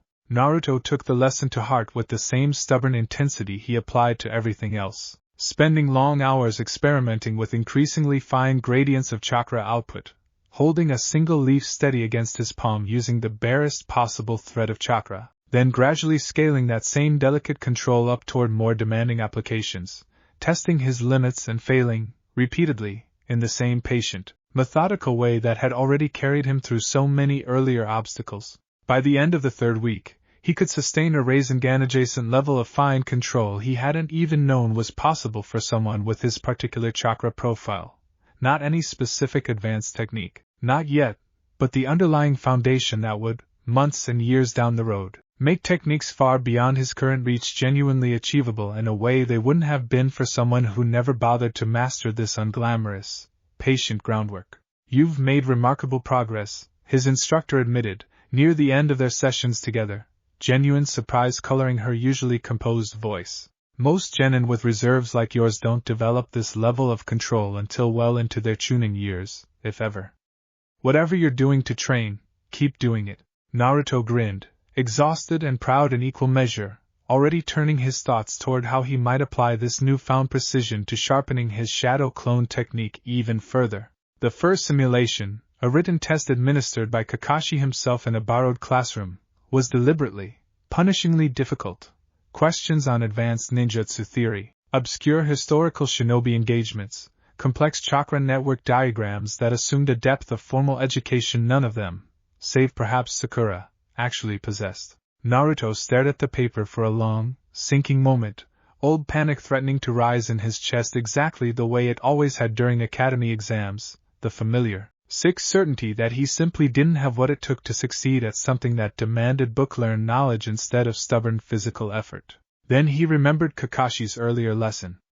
Information gathering is a legitimate shinobi skill. He glanced, carefully, sparingly, at the students seated nearby, not obviously, not in a way that would get him immediately caught, but with the same discreet, patient attentiveness he'd trained into himself over months of watching training fields for the subtle signs he'd once been too oblivious to notice. Sakura's paper, positioned at an angle he could just catch if he leaned his own body correctly, offered glimpses of answers he could cross-reference against his own partial knowledge. It wasn't clean, it wasn't elegant. He got caught once, by Kakashi's sharp-eyed observation, and earned a pointed, unimpressed look that made his ears burn with embarrassment. But he didn't panic, and he didn't give up, and by the end of the simulated exam, he'd managed a passing grade built not on raw memorized knowledge but on exactly the kind of resourceful, pressure-tested information gathering the real exam, according to Kakashi's earlier hints, was actually designed to reward. Sloppy, Kakashi said afterward, reviewing the results with the particular bluntness he reserved for moments that genuinely mattered. You got caught twice that I saw, and probably more times I didn't bother mentioning. In a real exam, with real proctors specifically trained to catch exactly this kind of behavior, sloppiness like that could cost you the whole test, and possibly your teammates' results along with yours, depending on the exact rules in play that year. So I need to be less obvious, Naruto said, chastened but not discouraged, already turning the criticism into a concrete problem to solve rather than a reason to despair. You need to practice, Kakashi corrected. Which is, conveniently, something you happen to be unusually well equipped to do, given a certain technique of yours that provides an essentially unlimited supply of practice partners to test your discretion against. Naruto's eyes lit up with understanding. Clones, he said. I can have clones watch me try to gather info without getting caught, and tell me afterward exactly where I slipped up. Precisely. Kakashi's visible eye crinkled with something like approval. Use every tool available to you. That's rather the entire philosophy behind everything we've been building these past 2 months, isn't it? Naruto spent the following days doing exactly that, running elaborate information-gathering simulations against clones' position to catch every slip, every too obvious glance, every telltale shift in posture that might give away an attempt at discreet observation, refining the skill through the same relentless, patient repetition that had already transformed his tree climbing, his shuriken accuracy, his water walking, into genuine strengths instead of embarrassing weaknesses. By the time the second mock exam rolled around, a week later, his performance had sharpened considerably, not flawless, not yet, but subtle enough that even Kakashi's sharp eye caught him only once, and grudgingly admitted afterward that the improvement was significant enough to bode well for the real exam ahead. That same week, Naruto pushed his shadow clone experiments further still, developing what he privately began calling, with no small amount of pride, his training relay, a rotating system where a fresh batch of clones would take over a given drill the moment the previous batch grew too fatigued to continue effectively, allowing him to sustain punishing levels of practice across an entire evening without his own body ever directly bearing the accumulated strain until the very end, when he dispelled the clones all at once and absorbed the flood of returning memories and lessons in a single, dizzying rush. The first time he tried this at full scale, the sheer volume of returning information nearly dropped him to his knees. 100 small lessons, 100 failed attempts and minor corrections, all arriving in his mind at once with a force that left him lightheaded and disoriented for the better part of an hour afterward. You look like you got hit by a wagon, Sasuke observed dryly, finding him slumped against the tree trunk, blinking hard against the residual dizziness. Worth it, though, Naruto managed, once the room had stopped spinning quite so aggressively. I just crammed like 6 hours of shuriken drills into like 20 minutes. My arm remembers stuff my arm was never actually there for. It's the weirdest feeling. That sounds deeply unpleasant, Sasuke said, though there was a note of genuine curiosity underneath the dry commentary. The same careful reassessment he'd been doing of Naruto's unconventional methods for months now. It is, kinda. First couple times, anyway. Naruto pushed himself upright, testing his balance carefully before declaring himself steady enough to continue. Getting easier, though. I think my brain's learning how to sort through it faster each time. Like a muscle you're building, except it's a memory muscle instead of an arm muscle. Sasuke considered this for a long moment, arms crossed, something calculating moving behind his dark eyes. That technique's going to make you dangerous in ways people won't expect, he said finally. Most opponents will assume a shadow clone user is a numbers threat, more bodies to deal with, nothing more sophisticated than that. They won't account for the fact that you're using the clones to accelerate your own growth between fights, not just during them. That's the idea, Naruto said, grinning despite his lingering headache. Everybody's gonna keep underestimating me right up until it's way too late for them to catch up.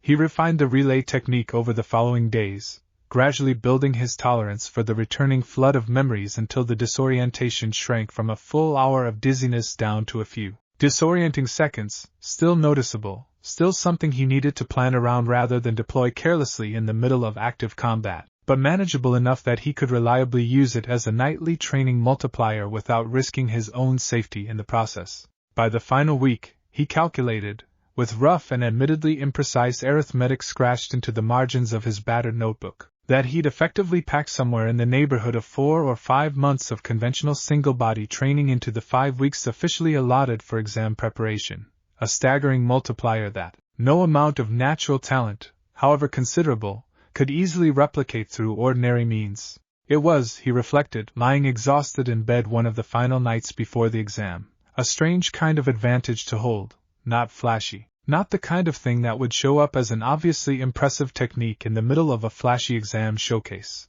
but foundational in a way that would, he suspected, continue paying dividends for years to come, long after the specific drills and lessons of these 5 weeks had blurred together into simple, ingrained instinct. The final week before the exams brought a different kind of preparation entirely, less about acquiring new skills, and more about consolidating everything they'd built into something they could rely on under real pressure, when fear and exhaustion and genuine danger would test not just their technical abilities but their composure under circumstances no amount of controlled training could ever perfectly replicate.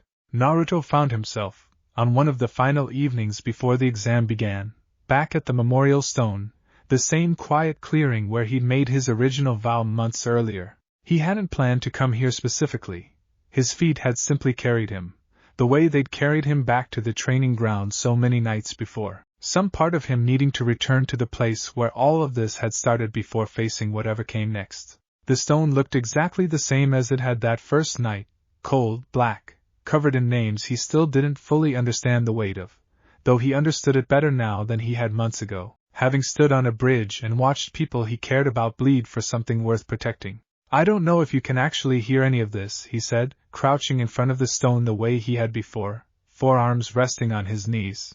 "But I figured I'd come back and let you know. I kept the promise. I didn't stop. Not once, not for 2 whole months, even when it hurt, even when I wanted to just give up and go back to being the guy nobody expected anything from." He looked out at the darkened village, lights flickering on in windows across the valley, the Hokage monument looming pale and solemn against the night sky. "Tomorrow's the exam," he continued. "I don't know exactly what's gonna happen. Iruka-sensei and Kakashi-sensei both made it pretty clear people can actually die doing this, which, yeah, that's not exactly comforting, but I get why they told me anyway. I'd rather know what I'm walking into than pretend it's safer than it is." He paused, considering his next words carefully. "I'm not scared, though. Not really. Or, okay, maybe a little scared, but not the kind of scared that makes you want to quit before you even start. The kind that just means you actually understand what's at stake." He thought, for a moment, about Sasuke's quiet admission weeks earlier, about strength not being the answer he'd once believed it to be, about carrying a weight Naruto could only imagine, and about Sakura's steady, determined progress from someone who'd felt useless on a bridge in the land of waves to someone capable of holding her own in increasingly demanding sparring sessions. "I'm not doing this alone anymore either," he said. "That's different too. 2 months ago I think I would have walked into something like this mostly worried about proving myself. Now I think I'm more worried about not letting Sasuke and Sakura down. That's, I dunno. That feels like a better reason somehow. A realer one." He stood, finally, dusting off his knees, looking one last time at the names carved into the stone before turning to head home for what he knew would be, whatever else happened, one of the last nights of uninterrupted sleep he'd get for a while. "Wish me luck," he said, to the stone, to the sky, to whoever might have been listening. "I'm gonna make you proud. Whoever you are." On the final Sunday before the exams began, with training deliberately lightened at Kakashi's insistence, "You'll do yourselves no favors walking in exhausted," he'd said, with unusual firmness. The 3 genin found themselves, almost by accident, sharing a meal together at a small noodle stand near the village center. The first time since returning from the land of waves that they'd spent time together outside the strict context of training or missions. "This is weird," Sakura observed, stirring her noodles thoughtfully. "The 3 of us. Just hanging out. Not training, not on a mission. Weird bad, or weird good?" Naruto asked, mouth half full, earning a disapproving look from Sakura that had none of its old venom behind it. "Weird good," she admitted, after a moment's consideration. "I don't think I would have predicted this, 3 months ago. Any of it." Sasuke, seated across from them, said nothing at first, focused on his own meal with his usual quiet reserve, but there was something looser in his posture than there had been in months, not fully relaxed. Sasuke was rarely fully relaxed about anything, but closer to it than Naruto had seen since before the mission to Wave. "I used to think teams were a liability," Sasuke said eventually, surprising both of them with the unprompted admission. "Something that slowed you down. People you had to protect instead of people who could actually help carry the weight." He paused, turning his chopsticks over in his fingers. I don't think that anymore. Not about you two, anyway. Naruto nearly choked on his noodles, startled by the sincerity of the statement coming from someone who rarely offered anything so directly emotional. Was that a compliment? He managed, once he'd recovered. Don't make it weird, Sasuke said, though the corner of his mouth twitched in a way that, on anyone else, would have been an open smile. Sakura laughed, bright and genuine, and Naruto found himself laughing too, some warm, settled feeling spreading through his chest that had nothing to do with the food and everything to do with the simple, unremarkable pleasure of sitting with people who had, somewhere over the past 3 months, become something he never quite had before in his life, a team that actually felt like it belonged to him, and he to it. Whatever happens tomorrow, Sakura said, once the laughter had faded, her voice turning more serious, I'm glad it's the 3 of us walking in together. I don't think I would have made it this far with anyone else. Same, Naruto said, quieter than usual, meaning it with his whole chest. Sasuke didn't say anything more, but he didn't need to. The silence that followed carried its own kind of agreement, the comfortable, easy silence of 3 people who no longer needed constant words to understand where they stood with each other. They finished their meal as the sun began to set, the 3 of them walking together afterward through the quiet evening streets of Konoha. No particular destination in mind, simply enjoying, for one last night, the ordinary rhythm of a village about to demand something extraordinary from all of them. The morning of the exam arrived clear and bright, an unremarkable Konoha morning that gave no outward sign of the significance the day carried for the dozens of genin teams converging on the designated examination building from every corner of the village. Team 7 met at the appointed gathering point an hour before the exam's official start. And Naruto took a moment, standing there with Sasuke and Sakura in the thin early light, to simply look at his teammates and register, with a private swell of pride, exactly how far all 3 of them had come since the day Kakashi had first tied him to that wooden post and told his teammates to eat their lunches in front of him. Sasuke stood with the same controlled, coiled readiness he always carried, but there was something steadier in his posture now than there had been months ago, less brittle. Less like a boy carrying his entire identity on the edge of a blade, more like someone who'd begun, slowly and grudgingly, to trust that he wasn't facing everything entirely alone. Sakura stood tall and focused, her earlier nervous energy channeled now into the same sharp, ready alertness she'd built over 5 weeks of grueling physical training. Her chakra theory knowledge paired now with genuine combat capability in a way that made her, Naruto understood with real admiration, a far more complete shinobi than the girl who'd nearly frozen with fear in the mist on that bridge.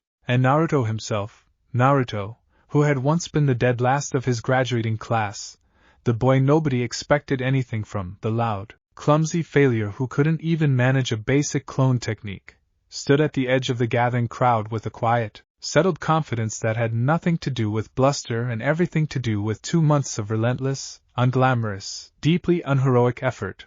Falling out of trees, drowning in rivers, failing 100 times before succeeding once, and getting back up, every single time, because some stubborn part of him had simply refused to accept that dead last was a permanent verdict rather than a temporary starting point. Ready?